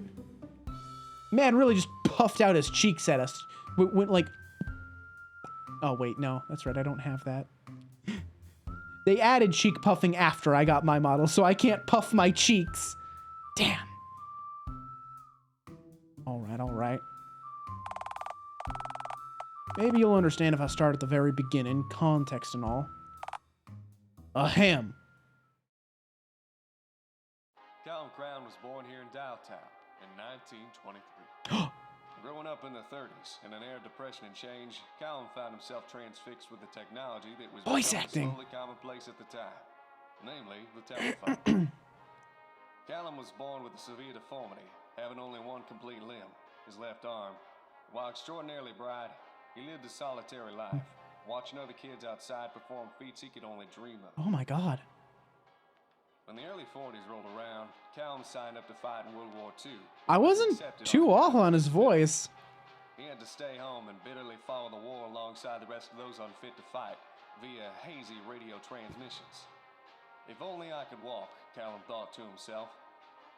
If I could walk, I could serve. It was at that time that Callum put his garage workshop to good use. Made use of scraps of just about any metal he could get his hands on, forged himself a pair of prosthetic legs, which, while crudely assembled, were virtually unheard of at the time. Ooh. He sent the Army Registration Office a note, vouching for his new metallic appendages, vowing to join their cause, whatever the cost. He never got a reply. So he simply sent another letter, then another, and another. What started as one letter quickly became dozens. Jesus Christ, he really wanted to get into the army. Guy, Callum decided to use his head, try something new. Callum bought his first telephone. After getting through to Dialtown's head enlister, Callum found out that to his shock, every single one of his letters had hit their mark, but was simply thrown out en masse. I'm here to recruit the best of the best this country has to offer, the recruiter stated over the phone. Not some freak with metallic legs who'd slow the rest of my boys down. With a single disconnected click, Callum's dreams were obliterated yet again. God damn. Callum, Jesus. full of spite and determination, decided to better himself further. He built himself a right hand out of just about any metal he could find left over from the construction of his Oh legs. shit. Connected the Full Metal copper Alchemist. to his own nerves and forged the very first fully working prosthetic hand. Ooh, wait, we're going fucking cybernetics now? Holy shit. Callum decided to go out to patent his designs.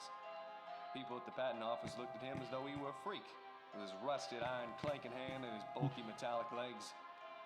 Callum bitterly listened to the end of the war, now disillusioned, via hazy radio transmission whilst tweaking his mechanical limbs to be more functional.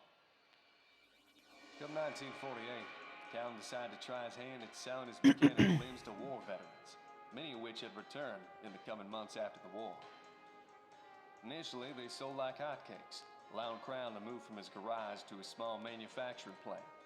Sadly, this did not turn out to be a sustainable business model, as once each soldier bought a prosthetic leg or two, they didn't need to buy another.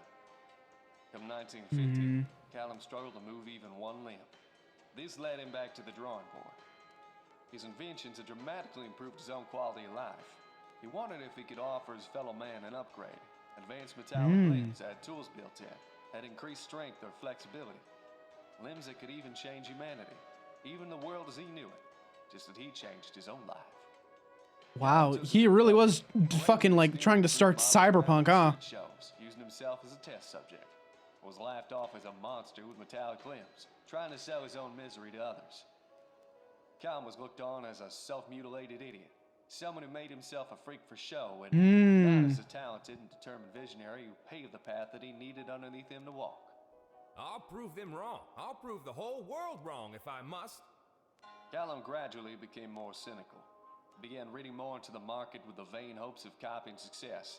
And sure enough, he figured it out. Oh? Sadly, America turned into a luxury market. Washing machines, televisions, refrigerators, always selling faster than the nearby factories could churn them out. Calum's idea to integrate organics and inorganics wasn't taken to right away. With a lack of sales revenue, Calum had to all but shut down Crown Mechanics Incorporated and let each and every one of his workers go. Calum soon became something of a town oddity, not unlike myself. A door-to-door salesman of clunking rusted metal, a vendor of that which was unwanted. Calum somehow felt lonelier than ever before, even more so than when he was back in his garage, watching the rest of the world move outside. Jesus, this poor guy. Holy shit. His loneliness, once again being bound to his workshop, next to his phone, desperate not to miss a single opportunity for his dream to take off. His phone. It connected him to the world outside of the workshop, to the rest of Dialtown. Perhaps it could again. That's when he realized. I've got it now. Calum spent a full year working on his Oh. new design. A telephone Oh, that plugs fuck. into your head could be swapped and traded for other such devices, and has a 5-year warranty. No repurchases required. Surprisingly, despite their clunkiness and novelty, the practicality of having complete and portable phone access anywhere in the world through airwave frequencies wasn't lost on people. Oh my god. They're cell phones. They were fucking cell phones. Even became common, allowing text to be printed from one's own head, as if the user was having a conversation with the very paper itself. Oh my fucking god. Unpredictably, these phone heads caused a massive boom to Typewriters are just texters. Holy shit. Right and center as both manufacturers, but also operators in switchboard exchanges. This economic boom made Calum extraordinarily popular, which he used to run for mayor, the Senate, and finally the presidency. All 3 roles he walked into, seen as Holy a leader, shit. a man who could change the face of America for the second time. Becoming leader of the United Nations, Calum proposed to the world his vision for the future. His idea of a functional, inclusive, and wondrous mechanical world where all problems from famine to animal extinction, societal conflict to resource shortages, all could be solved, preventing future wars and creating worldwide harmony.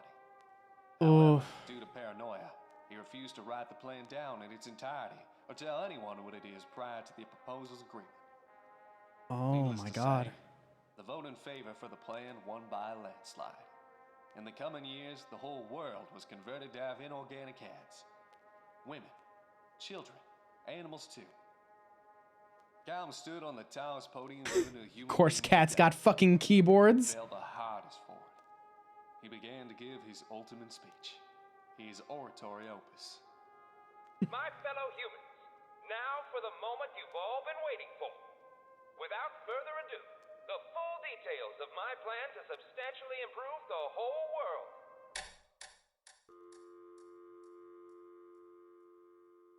Calum had What the accidentally fuck? wiped his own answering box, which for his model telephone was being used to store his memories. Oh my fucking god. With Calum having given himself total amnesia in an instant, the whole world was stunned. Life Oh, was made no. fundamentally different for everyone, all for a promise never kept. The changes, the thought process behind these sweeping modifications. Oh my now was- god. So, the world just picked up the pieces, without Calum, of course. Nowadays, Calum sits in an old nursing home, alone, tuning a busted radio, asking anyone who comes near him, Is the war over yet? I can't get a signal. Oh.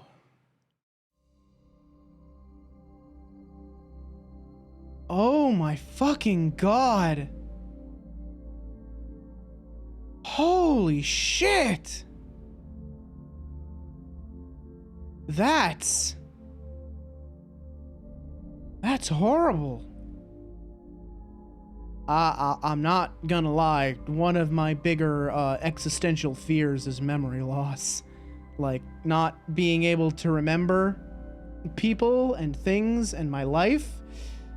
So that's, that one hurts. That one hurts quite a bit, actually. Huh.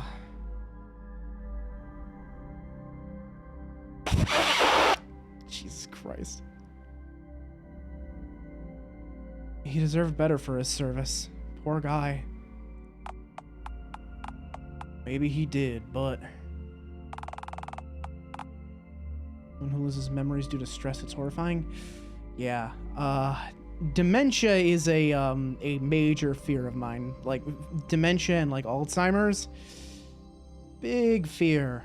It's why, whenever I see, like, any sort of, like, medical, like, news about, oh, we've developed a new treatment for Alzheimer's or dementia or some shit like that, I'm like, good, please continue to do that, yes. It makes me happy. It gives me a little boost of dopamine. Or, no, maybe it's serotonin. Whatever happy brain chemical it is. That's just the way the world works, you know? No system values its pawns. Life ain't about what you deserve.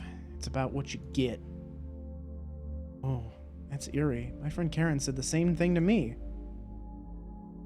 You know, the woman you're about to meet? Meet?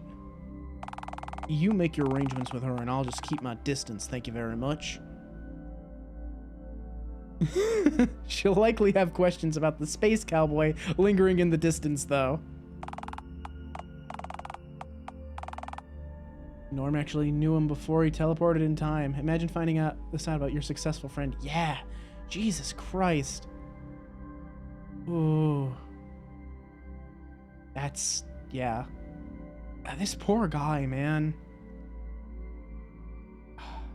I mean, fuck, the whole world got fucked over by that. Holy shit. Like, fuck. There was like he was about to like unveil the plan for like world peace, and it just got deleted forever. Not even written down. There's no record of it. Shit. She can ask you as many questions as she cares to. My answer's still the same. I swore that I'd accompany you till we reach the mayor, but I said nothing about chatting to your strange friends. She's lovely, though. She's no nonsense, just like you. Don't try to butter me up. She and I are nothing alike. I guarantee you that. You really hate other people, huh? You know what? I think I'm gonna try to change your mind about that. Not everyone's bad, you know. There's still some good in the world. Sometimes people toss me meat. I hope that you'll get to see that. For the record, accompanying you does not include the learning of life lessons. If I wanted to learn a crushing life lesson, I'd get married again or rub a kitty's exposed fluffy belly. Nah, partner. I'm just dandy as I am, thank you very much. More like... Space dandy!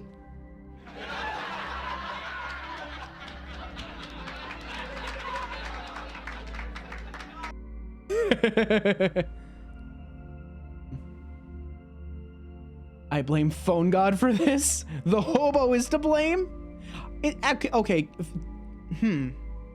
I don't think Hobo God is the same as Phone God. I think Phone God isn't real, but Dog God is. I don't get the joke. You see, there's this anime called Space Dandy, and he's a spaceman, and he just said dandy. You see, I'm very clever.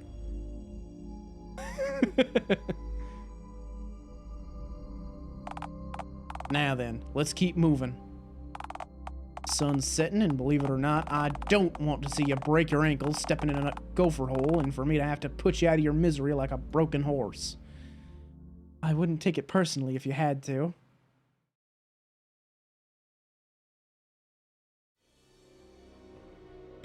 Oh. Meanwhile, at the League of Evil... I appreciate you all meeting with me here yet again. As I'm sure you all know, approximately 1 year has passed since Alistair's exile. Which is coincidentally the first time we've all been able to meet now that Billy's out of juvie on probation. Hey, don't slap the blame onto me, Mingles. You could have overturned my conviction and got me out instantly. The audacity of this bitch! Call him out on his bullshit.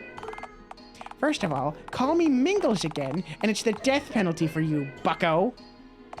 Secondly, you get 1 free pardon per year, and this was your 17th. 17 convictions in a year is way lower than my annual average, to be fair. It's only mid-February.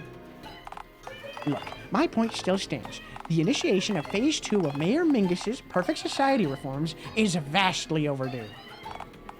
Abel, drop by the fun fair and retrieve the green one shelled spawn for Theorore. Are you kidding me? Why do I have to collect the eggs? They'll probably be moist. Very possibly, but alas, every other member is already preoccupied with a mission of their own. What about the mustachio dude? He hasn't done much yet. Theorore's coordinating the tranquilization, retrieval, and containment of Bigfoot as per our mutually beneficial agreement. And I couldn't be more thrilled. Why, with competent and well-trained officers, this should be a cinch. Well, alas, Theorore, those 2 idiots are all you've got to work with, so plan accordingly. You mean us, ma'am? Are there any other 2-for-1 imbeciles in this room right now? You don't have to be so mean to us, ma'am. You're completely right, I don't. Also, take a pair of binoculars with you. They should help you locate the feral ape-man without getting close enough to startle him. Theodore, take a tranquilizer gun, snag him from afar. Look for him in Uptown first. I'm certain I heard on the grapevine that the bank has a vault chock full of bananas just for him. I'm sure he lingers around their premises constantly. Miss Crown, couldn't we maybe have 2 pairs of binoculars? 2 pairs of binoculars? Who am I, Winston Churchill? Scare them a little. Yeah, what if we squabbled over who gets to use the set you just gave us and accidentally let Bigfoot get away? Oh, well, that's easy. I'd have you both killed. You can have him, bro. Bro. Marvelous. Billy, go get some fresh batteries for your megaphone from upstairs. So you're saying... Yes, you can have the megaphone back on the condition that you don't use it in here again. If you need to release that zestful pent-up energy of yours during one of our meetings, then just scream into a pillow or something. Can it be one of the novelty throw pillows you have in your lounge that look just like your face? Why would you want to... Fine. It's a compromise, I guess, sure. Wait, why can't he retrieve the eggs instead? It'll only take him a literal minute to find the batteries. Are you seriously asking why I'm not entrusting Billy to retrieve a set of items that are specifically renowned for being incredibly fragile? An item that is also consistently used for obnoxious pranks by youthful delinquents such as himself? Guarantee you, if you let him lay a finger on a single one of those eggs, we'll have to scrub the front of Town Hall for a solid week to dispel the smell of rotten egg yolk. Yeah, it's true. I would totally betray you guys to vandalize your clubhouse the literal moment I felt like it. Well, what about the hobo? He's not doing anything. He's warming Bunny's seat. Very important. Oh, come on! Seriously? He's doing what I'm paying him for, which is more than I can say for you, Abel. Mayor, can I have some more dog food, please? You get half at the beginning, half at the end, as agreed. Yes, ma'am. Also, Abel, you're the only one of us with the keys to the fun fair. You'd have to page your ticket booth employee and let him know someone else was coming on your behalf if we sent anyone else. Fat chance of that working. The guy's a moron. Hey, you be nice to Randy. He'd somehow screw up opening the gate for us if we trusted him with the responsibility. Probably set the whole booth on fire or something. Whatever I'm paying him, it's far too much. Oh my god, fucking phone Lincoln. Hang on, are you even paying him minimum wage? I stand by my statement. Look, how about this? If you go now, I promise you won't have to go back out again for the rest of the night. Which suits me, since you have no useful attributes aside from owning numerous roller coasters, so it's not like you're good for anything else. All right. You didn't have to be so scathing about it. Next time, do as you're told the first time I ask, and I'll give you a wrapped peppermint instead of a harsh reality check. Now, get going. I believe we're all ready to initiate stage 2. Wait, hold on. I have a question. Gaslight God? No, you don't. Thanks, you too. We should be golden, as I've planned for every eventuality, including those where the green one mindlessly drifts back towards the outskirts of our fair city, after all this time, not unlike a discarded plastic bag. Do you ever feel like a plastic bag? Like a plastic bag? Like a plastic bag? You see, I placed something quite interesting along the outskirts of our town. Something akin to, say, a scarecrow. Should the stitched one wander back into the perimeter of Dialtown after a year of begging for scraps elsewhere, it'll stumble across my surprise and likely won't stop running until it reaches the next county. I was gonna say country. I cut myself off in a really unfortunate way there. Or more likely collapses face down in a waterlogged ditch and gets mistaken for green roadkill the next morning. Oh, come on, it couldn't be that repugnant. That fucker eats gravel from the size of train tracks. You're underestimating his depravity. Oh, you don't understand, my minute spite child.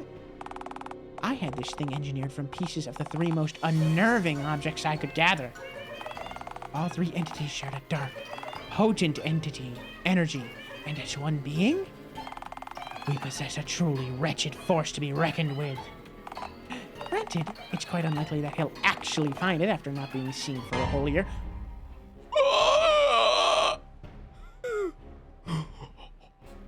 Oh. Oh, Christ. Oh, God. It's Big Bertha. It's Greg. And, I don't know what the third thing is. It's shoot gun pew pew. Like, okay, I recognize the Big Bertha bits. I recognize fucking Greg. I don't recognize... What was the third thing? I don't... Oh God, what is that? What on God's green earth have we just encountered? Hat from Big Bertha. Oh, knickknacks from Madame Mediocre. Entire essence of Greg. Big Gregma. No. No. No! Seeing this is the worst thing to happen to anyone in history! Fuck! Ah!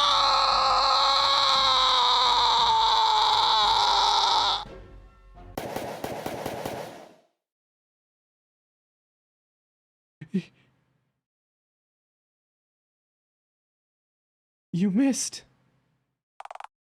I don't miss.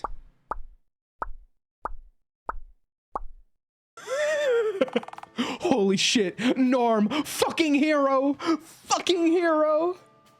Norm, How? When you live in the middle of bumfuck nowhere, there's really only 3 things that you have to occupy yourself with. Shooting tin cans, hunting for your supper, and swatting flies. All 3 of which majorly help you hone your aim. Especially that 3rd one. Good lord, the amount of critters you get wandering and flying into your house. The largest of which was me. And the most annoyingly persistent. At least flies move away from you for a moment when you swat at them. I'm a lovable creature. And you slaughtered Big Gregma, saving my life. Well, not quite, since you weren't in any actual danger, partner. You essentially just shat yourself over a weird-looking scarecrow. But had you not shot at Phone Lord, I'd have ran till I hit the next county. Or, collapsed in a ditch 2 miles up the road. You cared enough to shoot it for my sake. You do have a kind heart, Norm. I shot it because you were screaming right in my ear. I do have an ear on each side of my head, you know. Oh well. At least Big Gregma is fucking dead forever. Should I ask how in tarnation you knew what this appalling abomination's name was? Oh, I met its 3 constituent parts as distinct entities in 3 of the other 4 roots. What? Never mind. Anyway, I'm 80% sure the mayor slapped it together with the shit she found around town. Of course, only a creature as vile and depraved as Mayor Mingus could conceive an entity of this obscene. Yeah, I think Mayor Mingus might be Kitty Satan.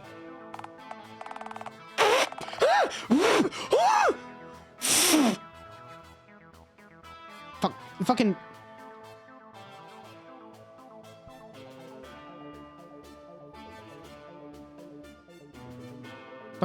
Just fucking... God damn it! Look at his fucking face! Holy fucking shit. What are we catting for? Look at his face! He's making that face right now!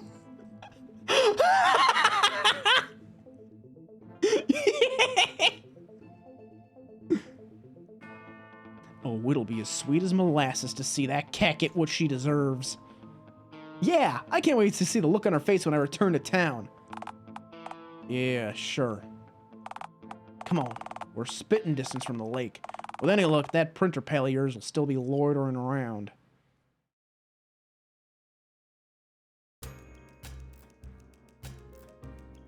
Karen, it's me! It's Alistair! Alistair? It's been so long, What are you doing out here? Did your cat homing instincts follow me out here? Did you pick up my scent? If you did, then that's extraordinarily impressive, given I haven't seen you in at least a year. I ain't surprised in the slightest to learn that he's got the nose of a bloodhound. Actually, no. You see, all the cough nectar I've drank has really dulled my palate.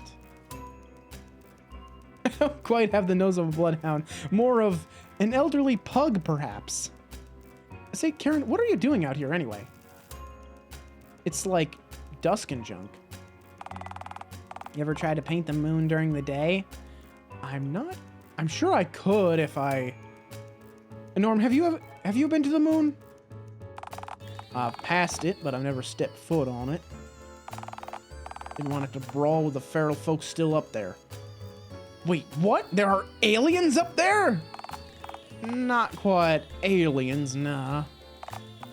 What, do you think the first folks who went up there actually came back down? Oh, that's cute. People assumed the landing was fake, but really it was everything after. That's great. I love that. But Neil Armstrong did come back to Earth, though. You sure about that? Have you met him, huh? Actually, I have. He signed my toy rocket ship at a space convention years ago. That's not the same Neil who landed on the moon. Trust me on this one. So, wait. Then, who was... I don't have the necessary clearance to know that, partner. Jesus. So, Alistair, are you going to introduce me to the eccentric dude to my left who visually clashes with himself, or... Hey now, don't you dare cast your narrow-minded judgment about how I look. Well, I'm an artist, Norm, so I know visual consistency when I see it, or in your case, lack thereof. I don't do subtlety, but even for me, you've got a lot going on.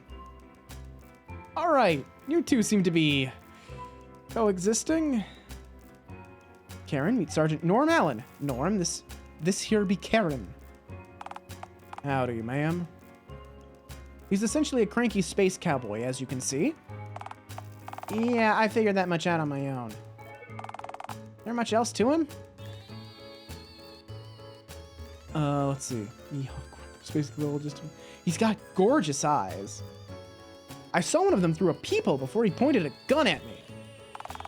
To my shock and horror, I'm beginning to realize that our relationship may have actually somehow been your most normal and healthy one. But hey, me and him ain't dating. We kinda are. This is your route. I don't even know what species you are. You don't cross the interspecies line when dating. Doesn't matter. Source, dated Bigfoot. Bigfoot doesn't exist. Oh, I see. You're one of those people? What, a sane person? A, to my dismay, I can confirm Bigfoot's existence. We're actually well acquainted. B, I'm yet to hear of a sane man wearing both a cowboy hat and a NASA suit. I'm sane enough to know that Bigfoot ain't... Alright, now that introductions are out of the way. Why exactly are you gallivanting around the woods with a sardonic space cowboy, Alistair? Oh, so funny story about that. It all started when I pissed off the wrong cat. Oh, for crying out loud. I'll just fill her in. It'll be much quicker and much less confusing for everyone involved. Several minutes of actually coherent explaining later. So that's the gist of it, I suppose. You got all that? Yeah, I believe so. But wait, how did they manage to cram him into a regular-sized cat carrier? With great difficulty, I'd imagine. All right, thanks for clarifying. That was the only question I had. So, what are you two looking for me? Taxi fare? An alibi? Well, a way to get smuggled back into Dialtown would be just dandy, ma'am. If you were to know such a way, that is. There may be security wandering around the perimeter of town, watching for my inevitable return. So we'll need to get smuggled into town inside something inconspicuous. I could take you back in a handbag. Granted, I don't normally carry one of those around with me, so it might look a tad suspicious. Also, the handbag would have to be large enough to fit the both of you inside, which would almost certainly look suspicious. Oh, Lord. Just cram the two of us into a pair of old suitcases and call it a day. You seriously think I'm going to wheel you all the way around town? Asking me to lug just one of you back to town would be a ridiculous request, let alone the both of you. Come on, Caramel. Referring to me as Caramel while simultaneously trying to gain a favor from me is quite a foolish strategy, you know. Also, what if those hypothetical guards were to stop me? What would I even say is contained within my two massive, pulsating, grunting suitcases if questioned?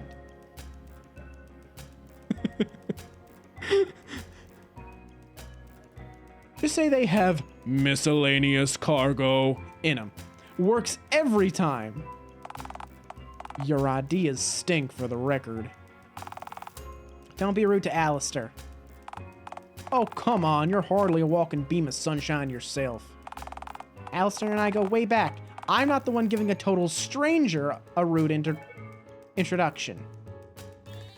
In fairness, you were vocally repulsed by me when we met. I feel that was earned, though. Right then, genius. Think of another plan. We could dig a tunnel underground right into Dialtown. Fantastic plan. You definitely wouldn't just die underground after a cave-in. Agree to disagree, Norm. While Alistair can almost certainly navigate underground at a speed comparable to your average mole, unlike the mole, Alistair would almost definitely swallow all of the soil he cleared. He would definitely die underground, groaning and clutching his soil-filled belly. No, Karen, he wasn't speaking genuinely. Norm was being sarcastic. Norm, I have to say, I find you to be an incredibly unlikable individual. Oh shit, you're right. That is kind of like a fucking flowy smile, isn't it? Shit. Oh, what? So my company's undesirable, but you find hanging around this green varmint to be just peachy? Alistair was the first person to ever make me see my own value. I'll have you know. Oh, like this moron. I'm right here, you know. This moron convinced me to spread my wings and show my art to the world. Alistair taught me that ultimately you have to take responsibility for your own happiness, because nobody else will. Huh. That's obvious, though. Well, do you? To me, you're just a cantankerous old coot, happy to stew in your old bitterness. Hey, for your information, I'm not that old. Aren't you legally like 100? You're a dinosaur. No, I'm sure I'm legally dead by now. That ain't the same as being 100, you know. Well, most people born 100 years ago are legally dead now statistically, so the two aren't mutually exclusive. Oh, wait, sorry, that was Karen. Well, most people born 100 years ago are legally dead now statistically, so the two aren't mutually exclusive. She has a point, Norm. One day I'll figure out what varmint means. It's, usually like an annoying, like, creature. Usually a rodent.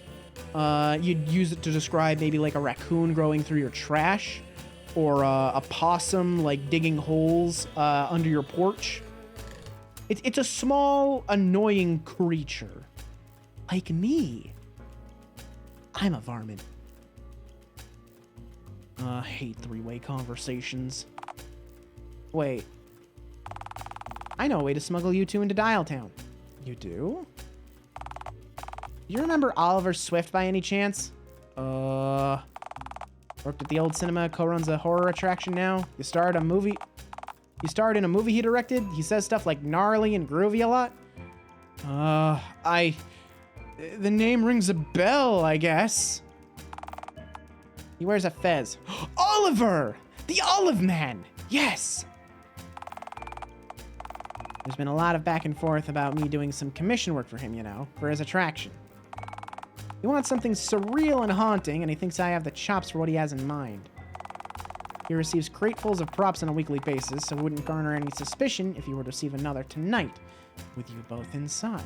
If I were to send you both to his attraction and pay for a courier to pick the crate up, you two would reach Uptown Dialtown in just under 2 hours. Karen, you're a genius. I can't thank you enough. If there's anything I can do to return the favor. I liked it when you called me a genius. Genius, you're a genius. Thank you. Aww. Alrighty then. It appears we've got a game plan. Actually, for your fare, Norm, I'll need something from you first. Oh, so you're the stingy type, huh? Alright, my ma didn't raise me to expect something for nothing, so how much do you want? Oh, no, I wasn't referring to financial compensation. Apologize to Alistair. No apology, no trip. Apologize? For what? Oh, go get some dinner, Zeal. Have a good dinner. Have a good food. You called him a moron. Only I, and certain Supreme Court justices, have the authority to do that. Hey, I agreed to accompany him as armed backup, but I said nothing about providing pleasant conversation. Alistair, do you really want someone like this accompanying you on your journey? He's a grouch, sure, but he's a grouch with a gun. The cowboy stays. And you want that? What if he shoots somebody?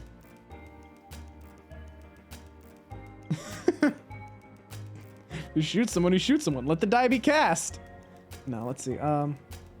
What if someone shoots at me, Karen? You don't think they'd... No. I'm sure they just squeeze you into another cat carrier. Yeah, as if. You know what the definition of insanity is, Missy? Yeah, it's calling me Missy and expecting to wake up uncastrated. Is it spending hours cramming me into a cat carrier? Both of those definitions work, sure. Now you. Apologize.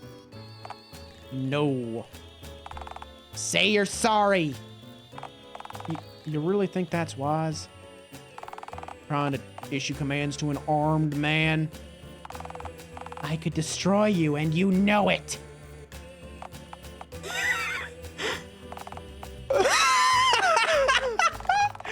Karen, a real queen. A real fucking queen. Holy shit.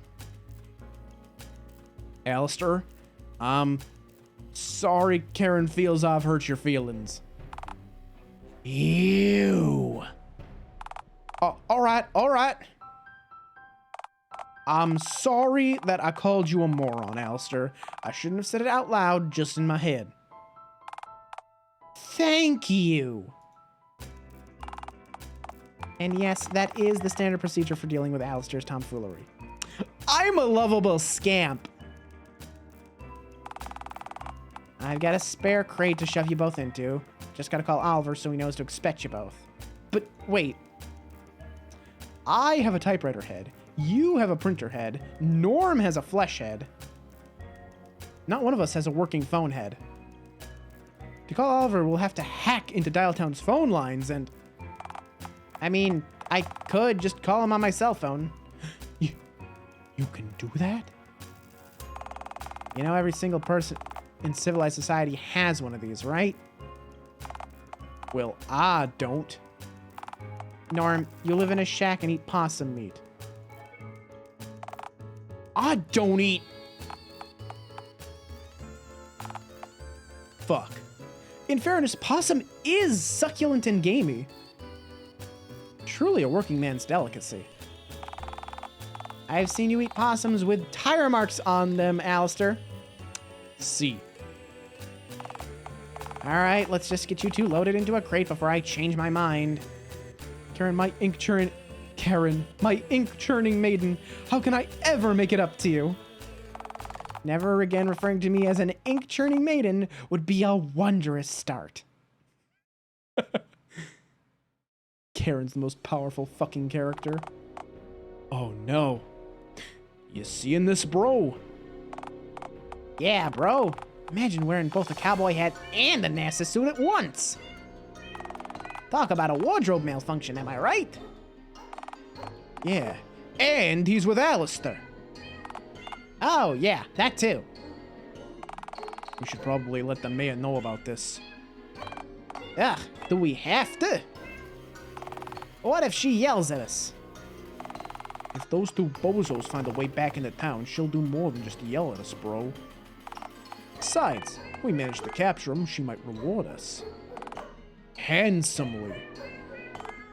A handsome reward for my handsome bro. Bro.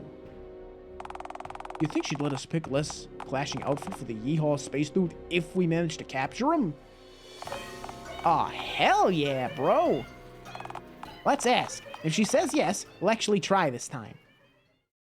Oh my... There what? What happened to Big Gregma? How on earth did they make it past my stationary and inanimate obstacle? Well, from what we can deduce... The Yeehaw Moon Man filled it with bullet holes and then it kinda, exploded. Yeah, that'll happen all right. You know, as a sheet warmer, you don't have to speak.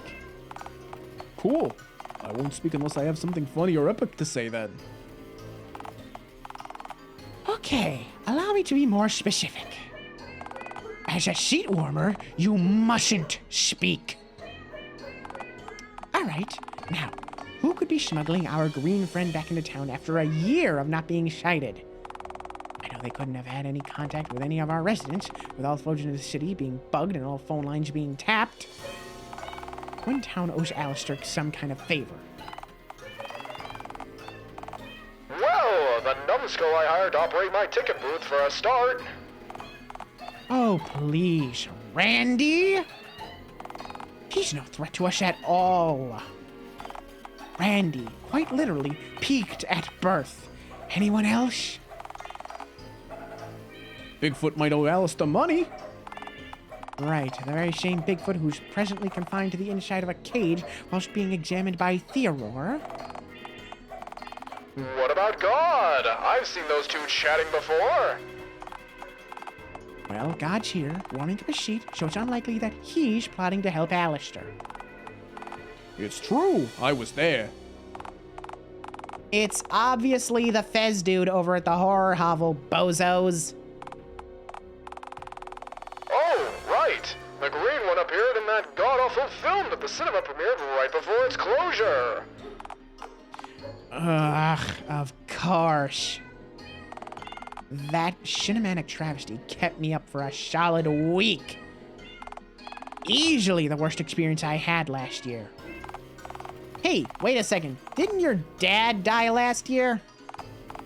I really didn't care for that movie, Billy. At least you got to watch it. 18s only. Boses wouldn't even let me loiter in the lobby during the premiere. Right, because you would have done something asinine during the showing, like stuffing a bunch of lit firecrackers in one of the bathroom urinals. Yeah, but they didn't know that. Yes, they did, which is precisely why they made you leave. Look, I can't... You two, Stabby, Shooty. Go retrieve the green one from the spook house at once. And remember to club him out cold before you drag him here, not after. It'll save you plenty of scratch marks during the shorted ordeal, I can assure you. Bad idea, Mingus. That's Mayor Mingus to you, runt. Yeah, that sounds like any... Yeah, like that sounds any less ridiculous. Shush the boy. Billy's being a dick again. Hush, child. Shooty and Stabby have the vibes of those gay wet bandits from Home Alone. You know you're right. You're absolutely right. They do. I'm just gonna talk anyway because I'm a maverick and I spit on your shitty rules. I don't much care for the fact that the mechanic works on God, but somehow not you. I am God. I'm not a terribly big fan of how you said that. Not only did you clearly believe what you just said, but I kind of did too, and that isn't ideal. Now, as I was saying before, your false lord rudely interrupted me. If they're inside a building, they might have the place booby-trapped. Do you really want to risk them getting the drop on your stupid goons? Oh, please! Like they're smart enough to set a trap. The oath fell for the green breakfast, for crying out loud. I don't know. I'd listen to the stunted one. His entire shtick is hiding behind corners and needlessly hurting people just before they can react. The sort of things like it'd be right up his alley. What was that? Was that meant to be a pun? That doesn't work. Nobody so much as mentioned an alley. I say we just walk on in and play it by ear. What's the worst that could happen? Abel, I didn't become the mayor of Dialtown by half-rigging our elections. No half measures. You two, loiter around menacingly in the alley outside.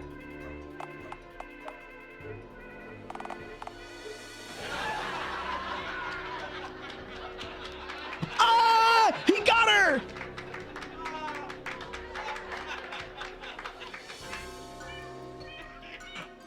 Fucking clairvoyant puns. Really, God? Reaching into the future for joke material is unimaginably cheap. It tells us all that you aren't witty enough to quip about what we're currently discussing.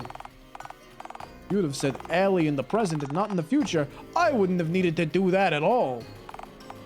Well, I was about to say it in the present. Yeah, but how do we know that? What do you think the future even is? You two, venture forth into the aforementioned alley at once. Lest I take my feline rage out on you two decidedly less divine beings.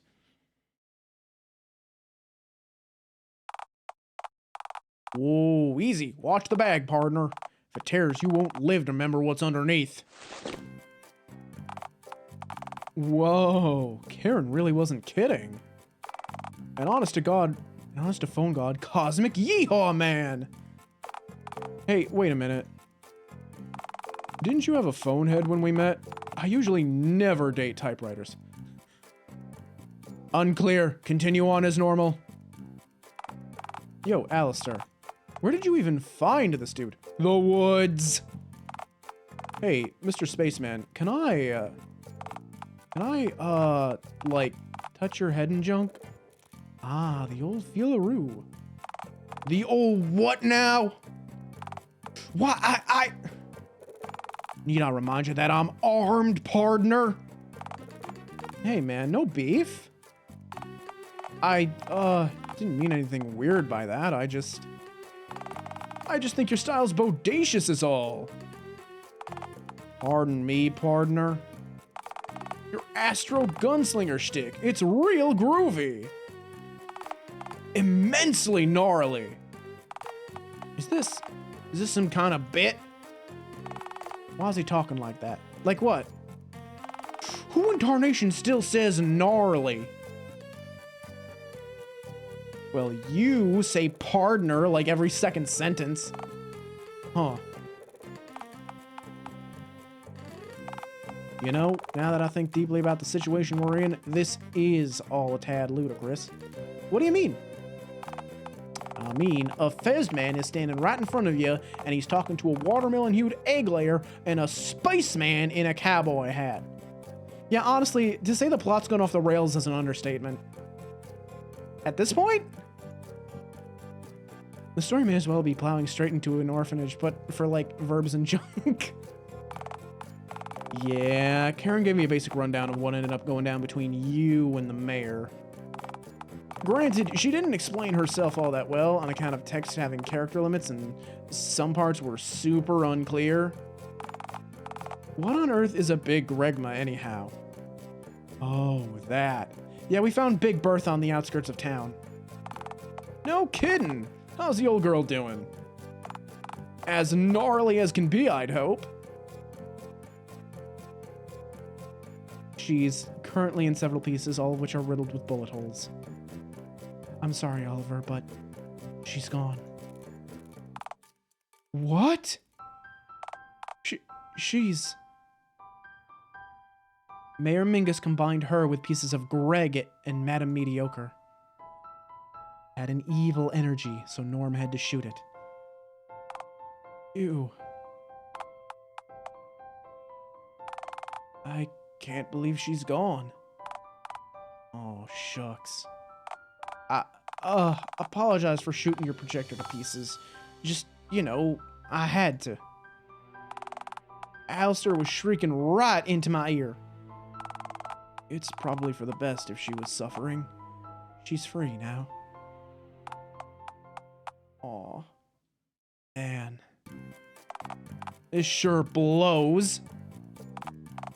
Oh, right. The text also, left some kind of overall context unclear. Did you really devour a poisoned full English breakfast, croak, and then rise from your tomb, cat carrier, like some kind of green messiah? No, he didn't. Yes, I did. I rose from the ashes like a goddamned phoenix.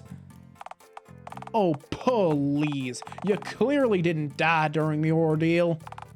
Wait, hang on. Were you green before you ate your breakfast? Yeah, I've always been green. Ain't easy, man.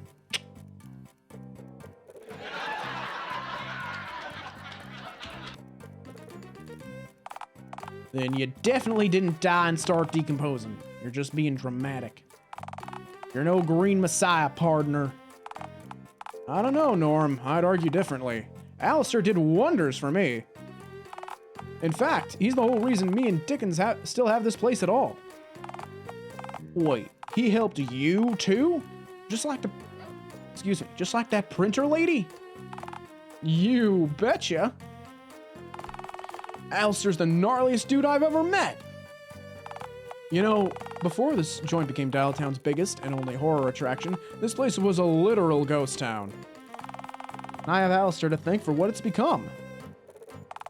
He saved Mr. Dickens' dream, and there's nothing groovier than that. Huh. No kidding. Hang on a sec. What in tarnation did you mean by literal ghost town? Oh, our attraction's immensely haunted. Ridiculously so. Pfft, sure it is. I worked at NASA, partner, so I ain't the superstitious type. I'm a man of science, so I ain't foolish enough to believe in ghosts, ghouls, phantoms, nor specters. I'm sure they don't believe in you either.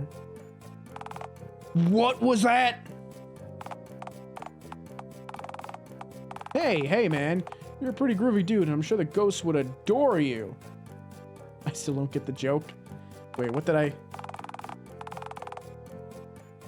the green thing? It ain't easy being green. It's a Muppets reference. Kermit the Frog says that. I think he has a whole song about it. You know, I'm pretty sure one of them's a chick who died from cholera back in Frontier times. You two could totally... I ain't from Frontier times, partner. I warped here from the 1960s. I mean, ghosts aren't real anyhow, so... Hey, chill, dude. I'm not asking you to believe the place is infested with, like, clowns or anything. I don't take you for that much of a sucker. Oh, Fezzy, I've seen clowns with my very own eyes for. Up close. Look deep into one's eyes for it honked its bulbous red nose at me. I saw hunger unlike any other in that beast's eyes. You're yanking my chain. You must be. You're telling me you saw a real alive clown. Like, up close. I'd live to tell the tale? As God is my witness. I was reared back for those multicolored fiends went the way of the dodo, remember? Are the old horror stories, the legends, true? Did they really bite people? Of course they did! What sort of question is that? How do you sleep at night knowing you were that close to a wretched honk man? I can't tell. Okay, hang on. This right here? I legitimately cannot tell if that is a of fear or a of incredible deep longing thirst. Much more soundly now, knowing there's now at least 50 years between me and them. Whoa. That was an awesome story, Mr. Allen. Sergeant Norm Allen, U.S. Air Force. The fact most civilians don't know, but they pull astronauts from the Air Force. Guess they figure if you can fly a plane, you're halfway there to flying a rocket. I was actually a recruit during the Korean War, which was the first war this great nation fought with our newly formed Air Force as a separate military branch. Fun fact. Whoa. He could be scare-roused? You're right, he could be. I'm often scare-roused. Can't imagine the groovy things you've seen, the crazy stuff I could learn from you. I could listen to you talk for hours, Sergeant Allen. Hell yeah, boys getting on. You know what? You're all right, kid. You seem more respectful than most of the folks I've encountered from this here town since I warped. That's for damn sure. Oh, Dialtown really isn't such a bad place. I mean, you get a few wet blankets and prudes, sure. Tell me about it. That mayor's the worst of them. I tell you, I wouldn't bat an eyelash if someone were to, you know, spay the cat. Or better yet, add an R and go for spray. I did that in her office! Ooh, a spritz from a water bottle. Groovy idea, Norm. That'd teach her for misbehaving, all right. I think rigging elections and exiling civilians simply for being different might be a little more extreme than just misbehaving. I mean, rigging elections and bigotry are both incredibly naughty. Okay, I guess I can't really argue with that. Your pal's right, her crimes are unforgivable and a simple slap on the wrist won't do. No siree. By spray, I meant her brains all over a wall, thanks to our good friend, Mr. Bullet. I don't like Mr. Bullet. Mr. Bullet isn't a fella I'd advise starting a tussle with, partner. If you get in the way of what's coming to that fucking cat, you might just end up getting caught in the crossfire. Norm, are you saying you... You're not. You couldn't be. Mayor Mingus dies tonight. By dawn, our kitty friend will have been neutered and neutralized. To say that while making that face? Oh, I'm doing a little mischief. Oh, look at me. I'm a little cat man. I'm gonna make a little mischief. Ooh, I'm gonna be naughty. I'm gonna shoot the mayor in the head. I'm gonna commit an assassination. Oh, whoa.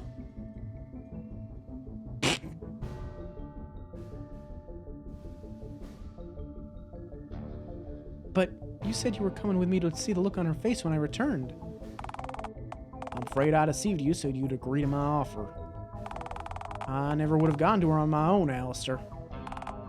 Unlike you, I ain't got friends in this here town. Nobody to help smuggle me in. Likewise, without me, you'd get yourself captured, maimed, or perhaps even more likely, stuck in a giant mousetrap before you reach the mayor. This is a win-win for the both of us, you hear? I'll let you take care of your business, and I'll take care of mine, and wrap this whole thing up all nice and clean. Sound good?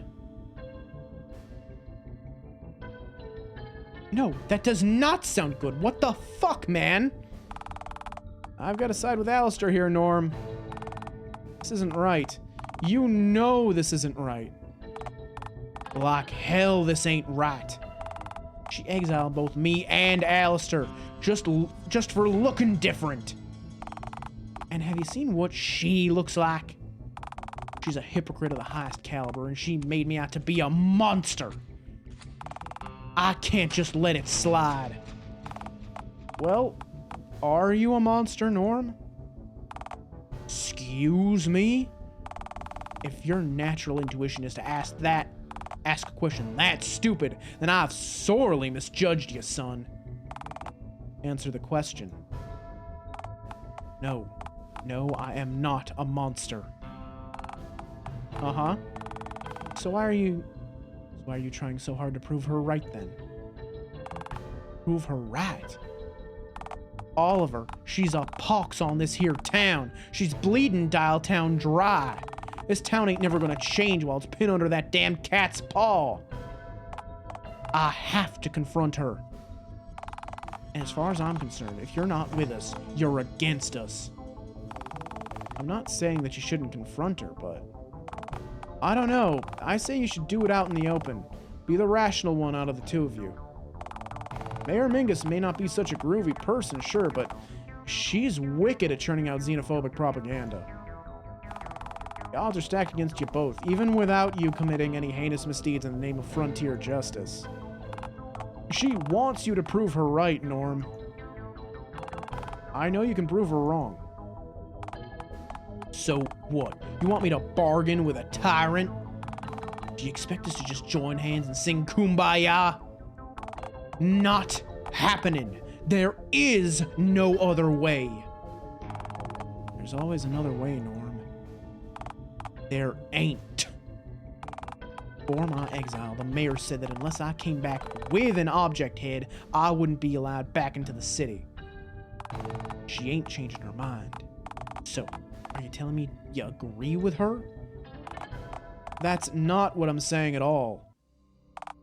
Look, take it from me. You shouldn't change any part of yourself just to be something other people expect you to be. That's as bad as not changing when you do need to change. You should change only if you need to, and do it for you. You deserve to be happy, Norm. And even if you don't see it, believe it or not, you have all of the tools you need to live a happy life. You just need to think outside of the box. Alistair taught me that. Right. I guess we'll just have to agree to disagree on all this, Fezzy. Disagree about murder. I see it as justice, but sure, call it what you want, I suppose. I didn't come back here to make any new friends, so it's no loss to me if you just want to form your own point of view. Anyways, Alistair, moving on to more urgent and potentially less violent topic. We're back in town just like you planned. What's the next step of your master plan? Eggs! Pardon me, partner? I'm sorry, but did he just say eggs? Remember when this is a game just about Goofy Cryptid wanting a date? Now we're talking about the morality of assassinations. Yeah. Yeah, is it morally correct to murder a tyrant? More at 11. Oh! Alistair wants to check on his gnarly offspring, lest they hatch unsupervised. What in tarnate... Are you telling me that Alistair lays eggs? Yeah, but not, like, daily, if that's what you mean. That'd be weird, you know? Well, that's not the weirdest thing I've heard today, I suppose. But it's mighty close, believe you me.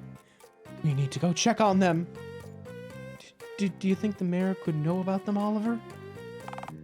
Well, we did kind of hold a town-wide premiere for an indie film which showed you squatting and moaning all over town, and during which the egg laying was shown in wicked, excruciating detail. Ah, balls. Aha, but she doesn't know where I laid them, right? That buys us time. Dude, there was a neon Ferris wheel in the background the entire time. Where else could the footage have taken place but the fun fair? That one tacky mattress stop with the Ferris wheel made of trash on the roof? Yeah, but if she tears the mattress store apart looking for the eggs and doesn't find them, then she'll know where they are by process of elimination. Fuck, this is bad. I need to go check on them. Well, alright then, partner. Best of luck with finding your eggs. You can't just... Wait. What? You're coming with me, Yeehaw McGee. Calling me Yeehaw McGee makes me want to accompany you even less, you know.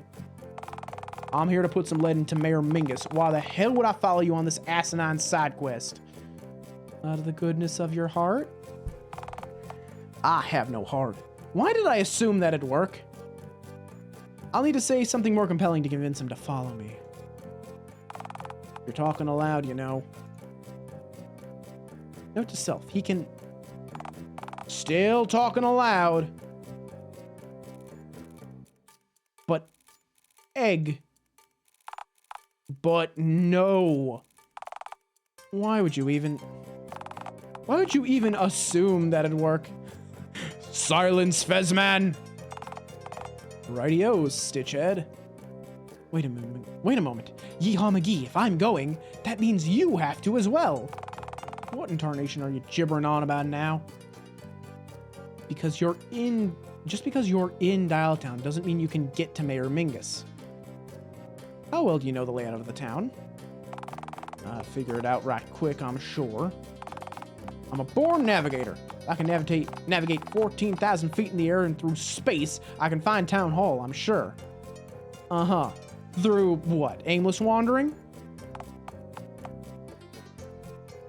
Hard to sneak undetected to a destination you don't know the location of, isn't it? Face it, you need me more than I need you.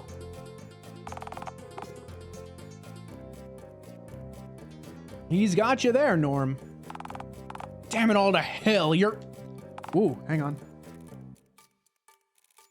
Oh.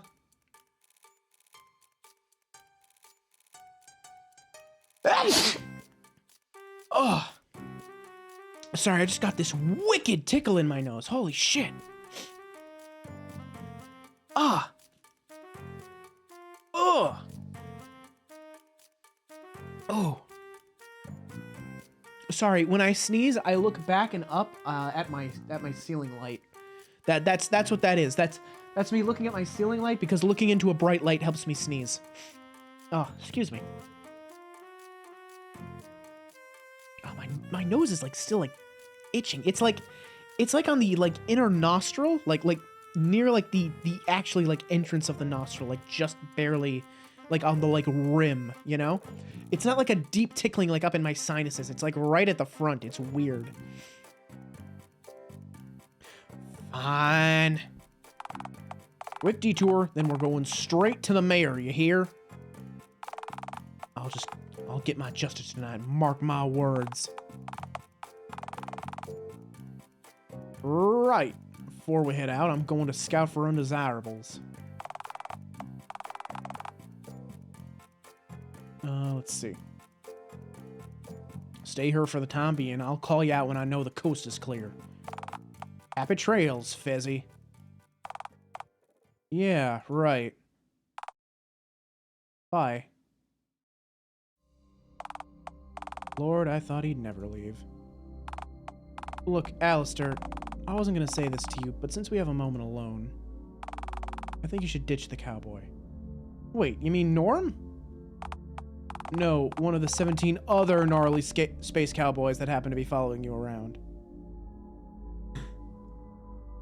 You know, with that kind of backup, my mission would be a lot easier. No, come on! I'm trying to get you to tell your sinister cowboy traveling companion to put an egg in his shoe and beat it, not to accumulate more of them, damn it. Egg? Look, Alistair. Norm just told us he's gonna murder someone in cold blood. I know you know that this is wrong. I don't want you to be an accessory to this, man. And so what? You're suggesting I just abandon him? Like I said, he won't make it out here on his own. He'll get captured. Oh, and what a shame that would be. Hell, I say you could even put a tip in for him. Maybe the mayor'd even pardon you. You'd prevent a murder and get your old life back. You'd have it made, Alistair. It's a win-win scenario.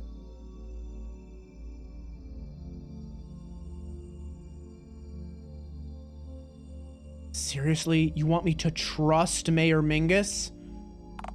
I want you to be able to spend the rest of your life without having to hide from her. Okay, sure, she's not a very trustworthy person, but... Mayor Mingus uses people like tools. If she finds a use for you, she'll keep you around, and hell, maybe even on her payroll.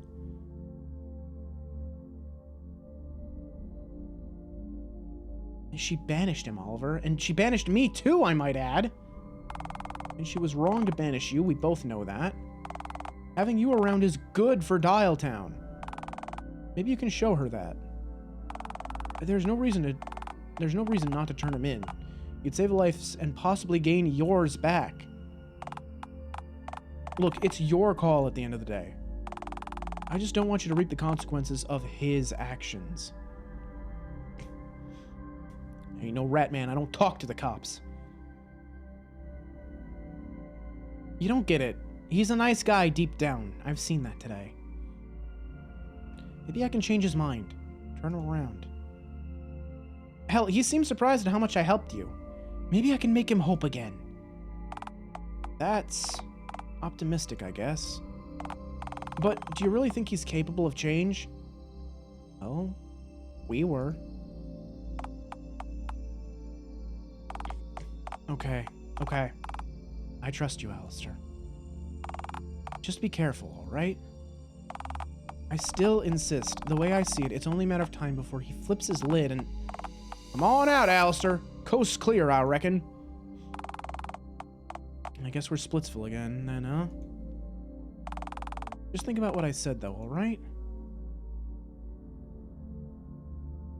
Something about coconut... Have you seen coconut crabs? They're fucking horrifying. They're like giant fucking spiders. They're gigantic. They're enormous. They're horrifying. They look like fucking aliens. Like tumorous aliens. Okay, will do. See you later, dude. Mwah. Mwah. Please think further about murder not being very epic. Please and thank you. Sure. Okay. Maybe? Perhaps not. Nah. Okay. Wow. Bye.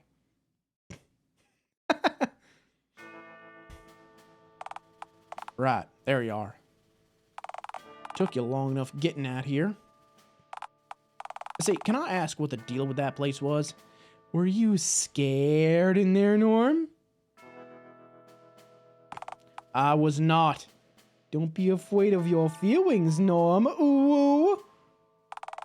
I don't have feelings. What I meant was... Inside of that place looked like some sort of spook house, but out front, the sign says cinema. What sense does that make? Oh, it used to be a cinema. Got converted a week after last Valentine's Day. Yet the old sign's still up a year later? Oh no, we're in an alley. Oh, you're right. I guess they've just been busy? Uh-huh. Hey, before I forget. Look, I know you took Fezzi's side in there, but I won't get all sore over it. As it stands, you need me and I need you.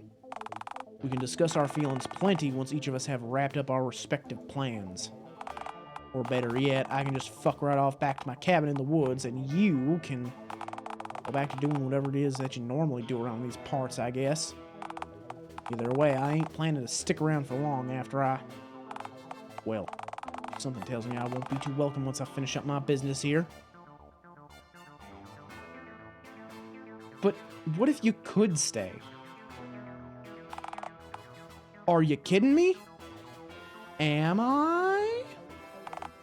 Like I'd ever want to settle down in a town like this where people show no sympathy for the downtrodden. Even if I could. Yeah, I don't know, Norm. I think Oliver feels plenty of sympathy for you, man. He agrees with you about Mingus's nature, you know. Just not what you want to do. What I'm gonna do, you mean? Right. What you're gonna do. Right. Glad we're finally on the same page. Just step aside when the time comes. It'll be over before you know it. For your sake, I can make it clean as a thank you for helping me get to her. Even if I'd prefer to savor it. You don't have to do this at all, you know.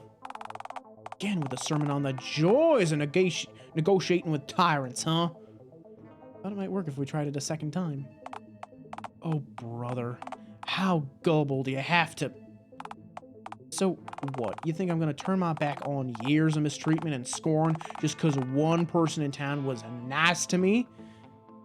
Well, I was hoping so, yeah. Not happening, partner. Now then.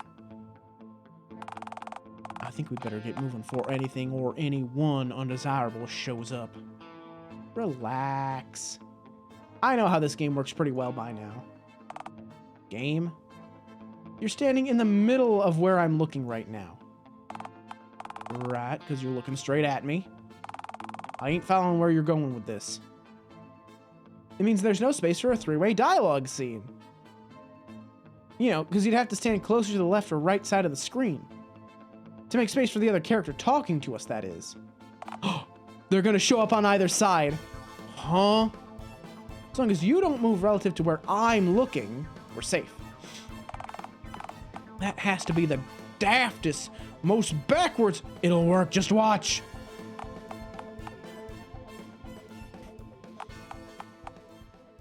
See, I told you. Oh no. Oh no! Fuck, the screen can slide across backgrounds now? Oh, right. God invented the mechanic for Bigfoot's romance route. What does any of that drivel even mean? Well, well, well. What do we have here? Hey, you said that I could say the line.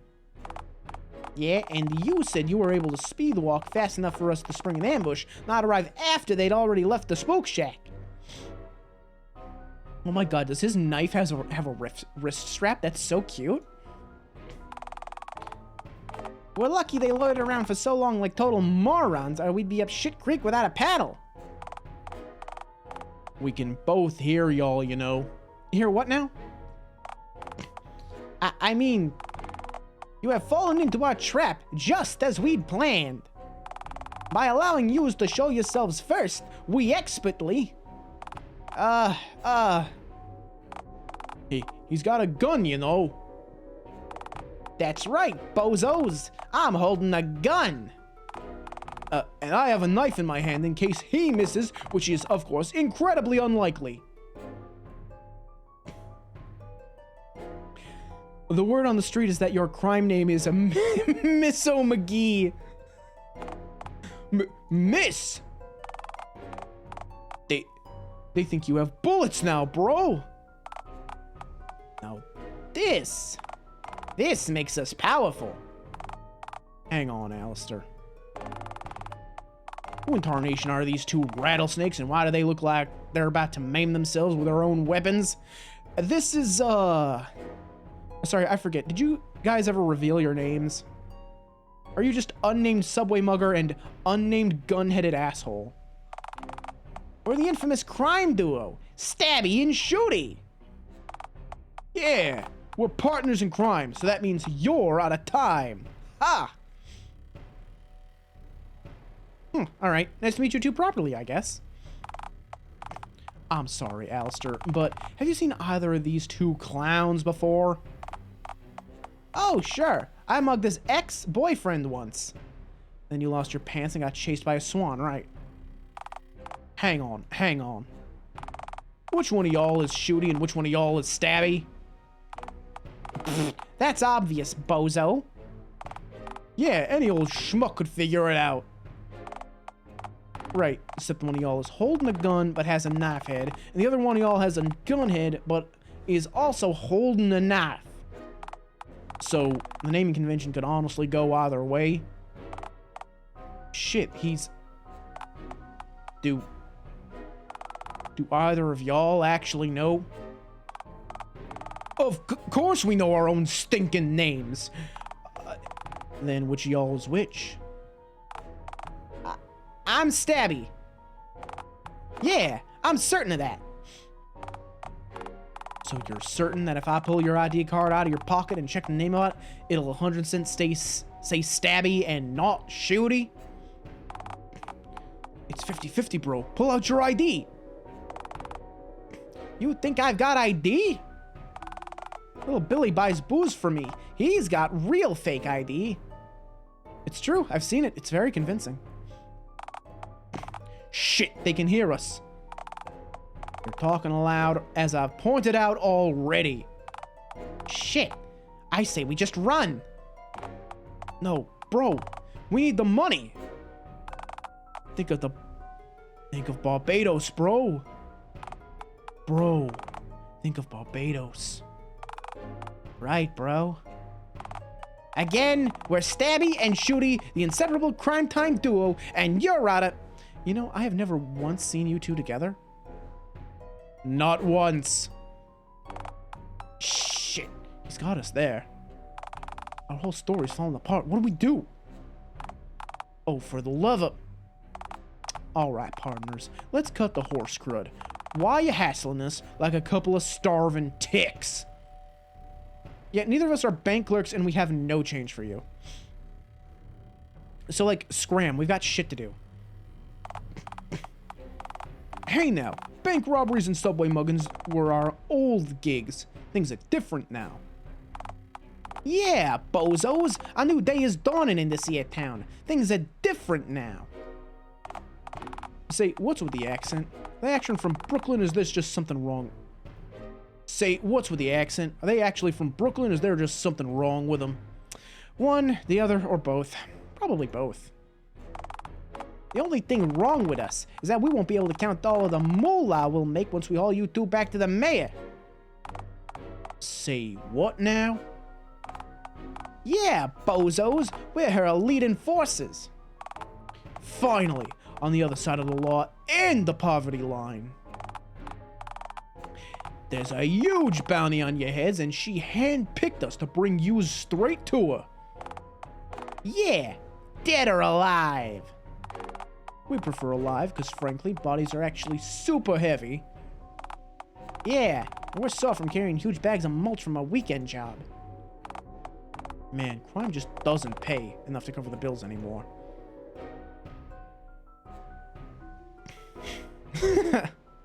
Shit, guys, congratulations on your promotions! Hey, thanks! Thanks for the appreciation. Fugitives like you make this all worthwhile, you know? Alistair, don't encourage him. I can't help it. I'm a kindly dude, bro.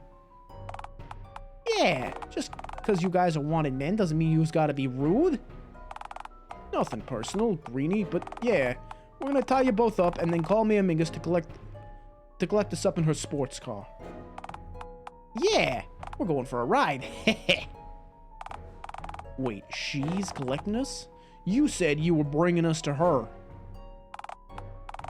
Yeah, she doesn't actually trust us to guide you all the way back through Uptown. Yeah, she says you'd just skedaddle once our backs are turned and easily lose us.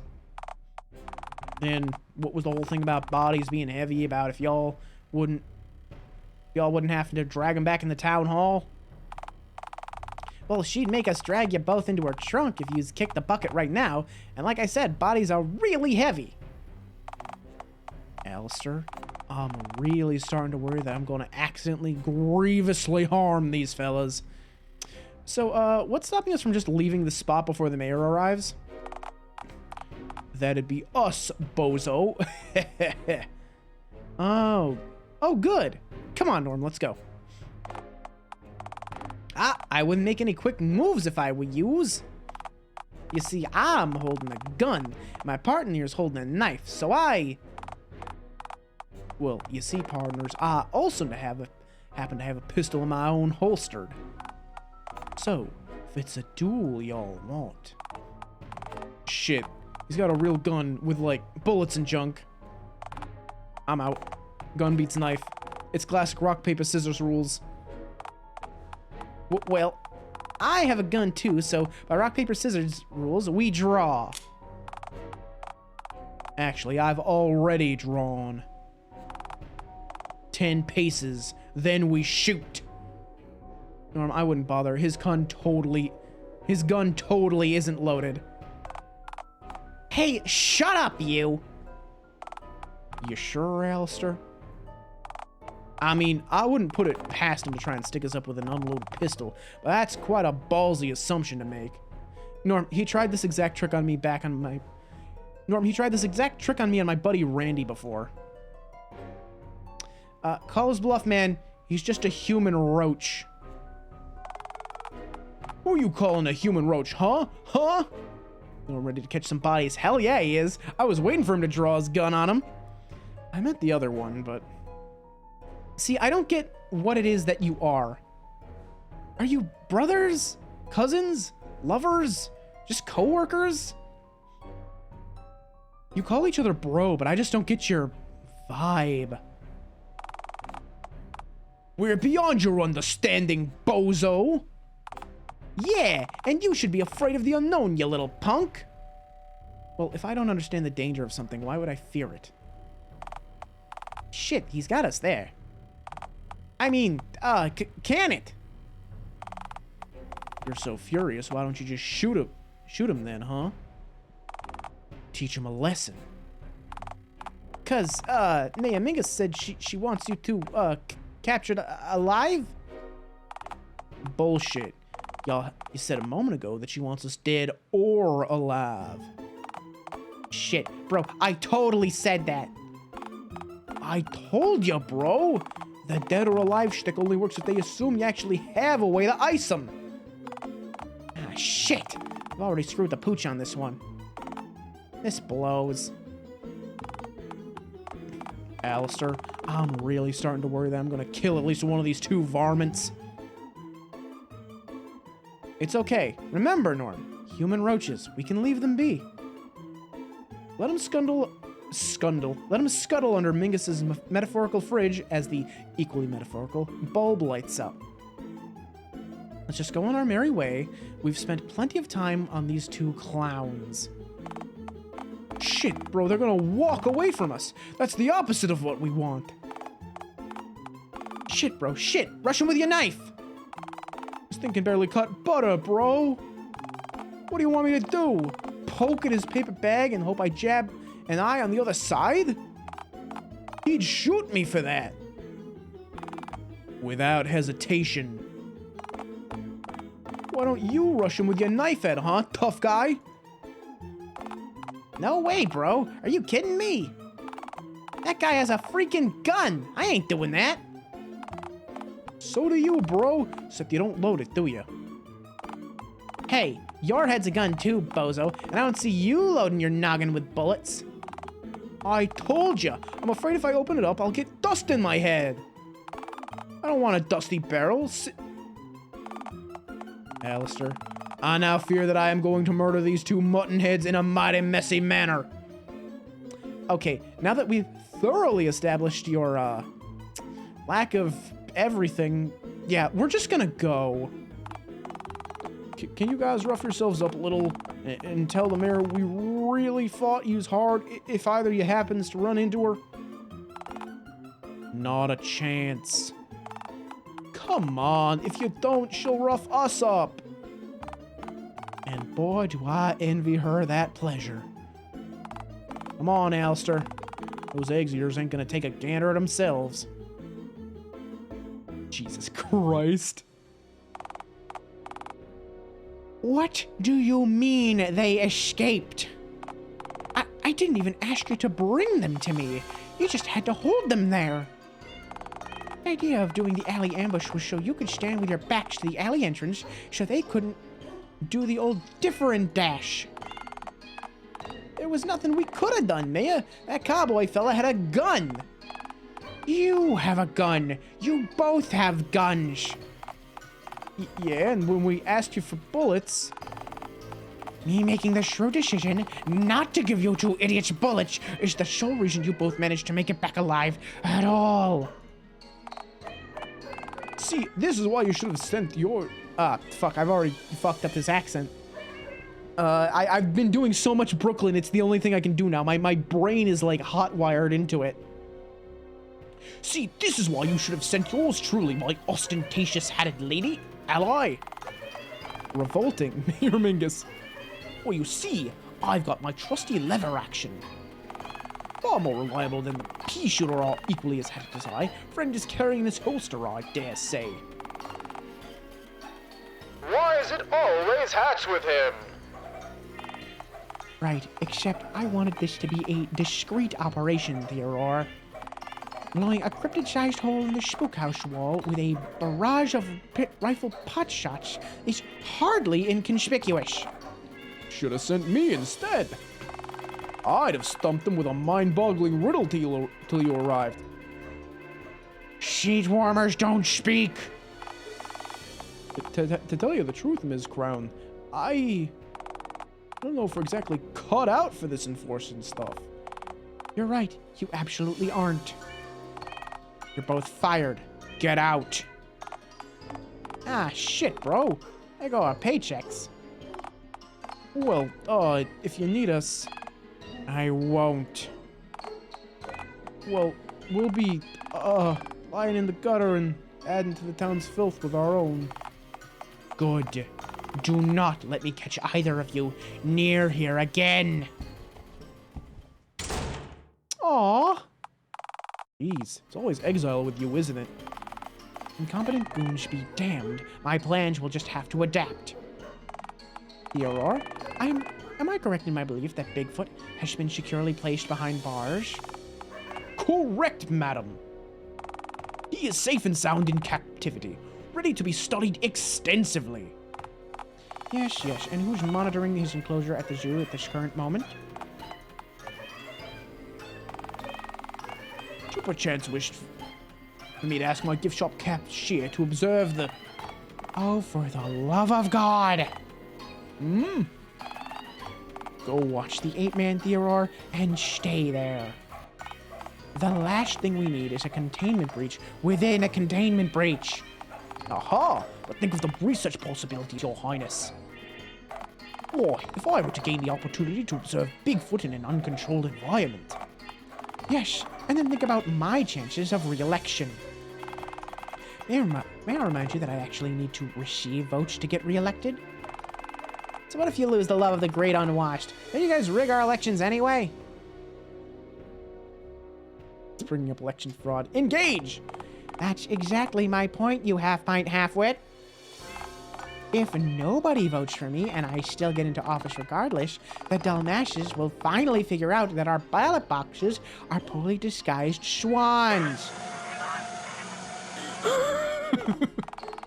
And the ballots will get investigated by the commission, and they discover that I hired you to create crude crayon forgeries of the shredded ballots. I'd have to pay a lot of plebs off to make a catastrophe like that disappear. Ha! You said catastrophe. I have killed you before. I have killed before, you know. I misread that as killed you before, and I'm like, wow, Jesus. God's kind of a bitch. Well, I don't need to make the displeased cat noises. She already did. Just go, Theodore, and make haste. Oh, and take those ghastly eggs with you, lest their mucus binds them to the table and they become a permanent fixture in the room. Superb! Onwards and upwards, then! Farewell, my friends! Wonderful. And with that, I've halved the number of cretins left in the room. Do Abel next. Oh, speaking of, Abel? No, please! I have a family! You left the sticky note that I gave you at the side of the green one's nest upon collecting his filthy shelled offspring, correct? Oh! Oh, yeah, I did, sure. Excellent. That's the rest of the plan set into motion, then. The sticky note makes up the rest of your entire scheme, huh? Must be one hell of a note! Oh, yes. I think they'll find the note compelling, to say the least. After all, the note says that if the two don't instantly surrender... Oh. Themselves to me, that I'll be dining on green omelets tonight. Wait, hold on. That's one of them, reality thingies again. Ha! A plot hole! Nasty fellas. Gaslight God, always gaslight God. I'm sorry, a plot hole? Pah! As if.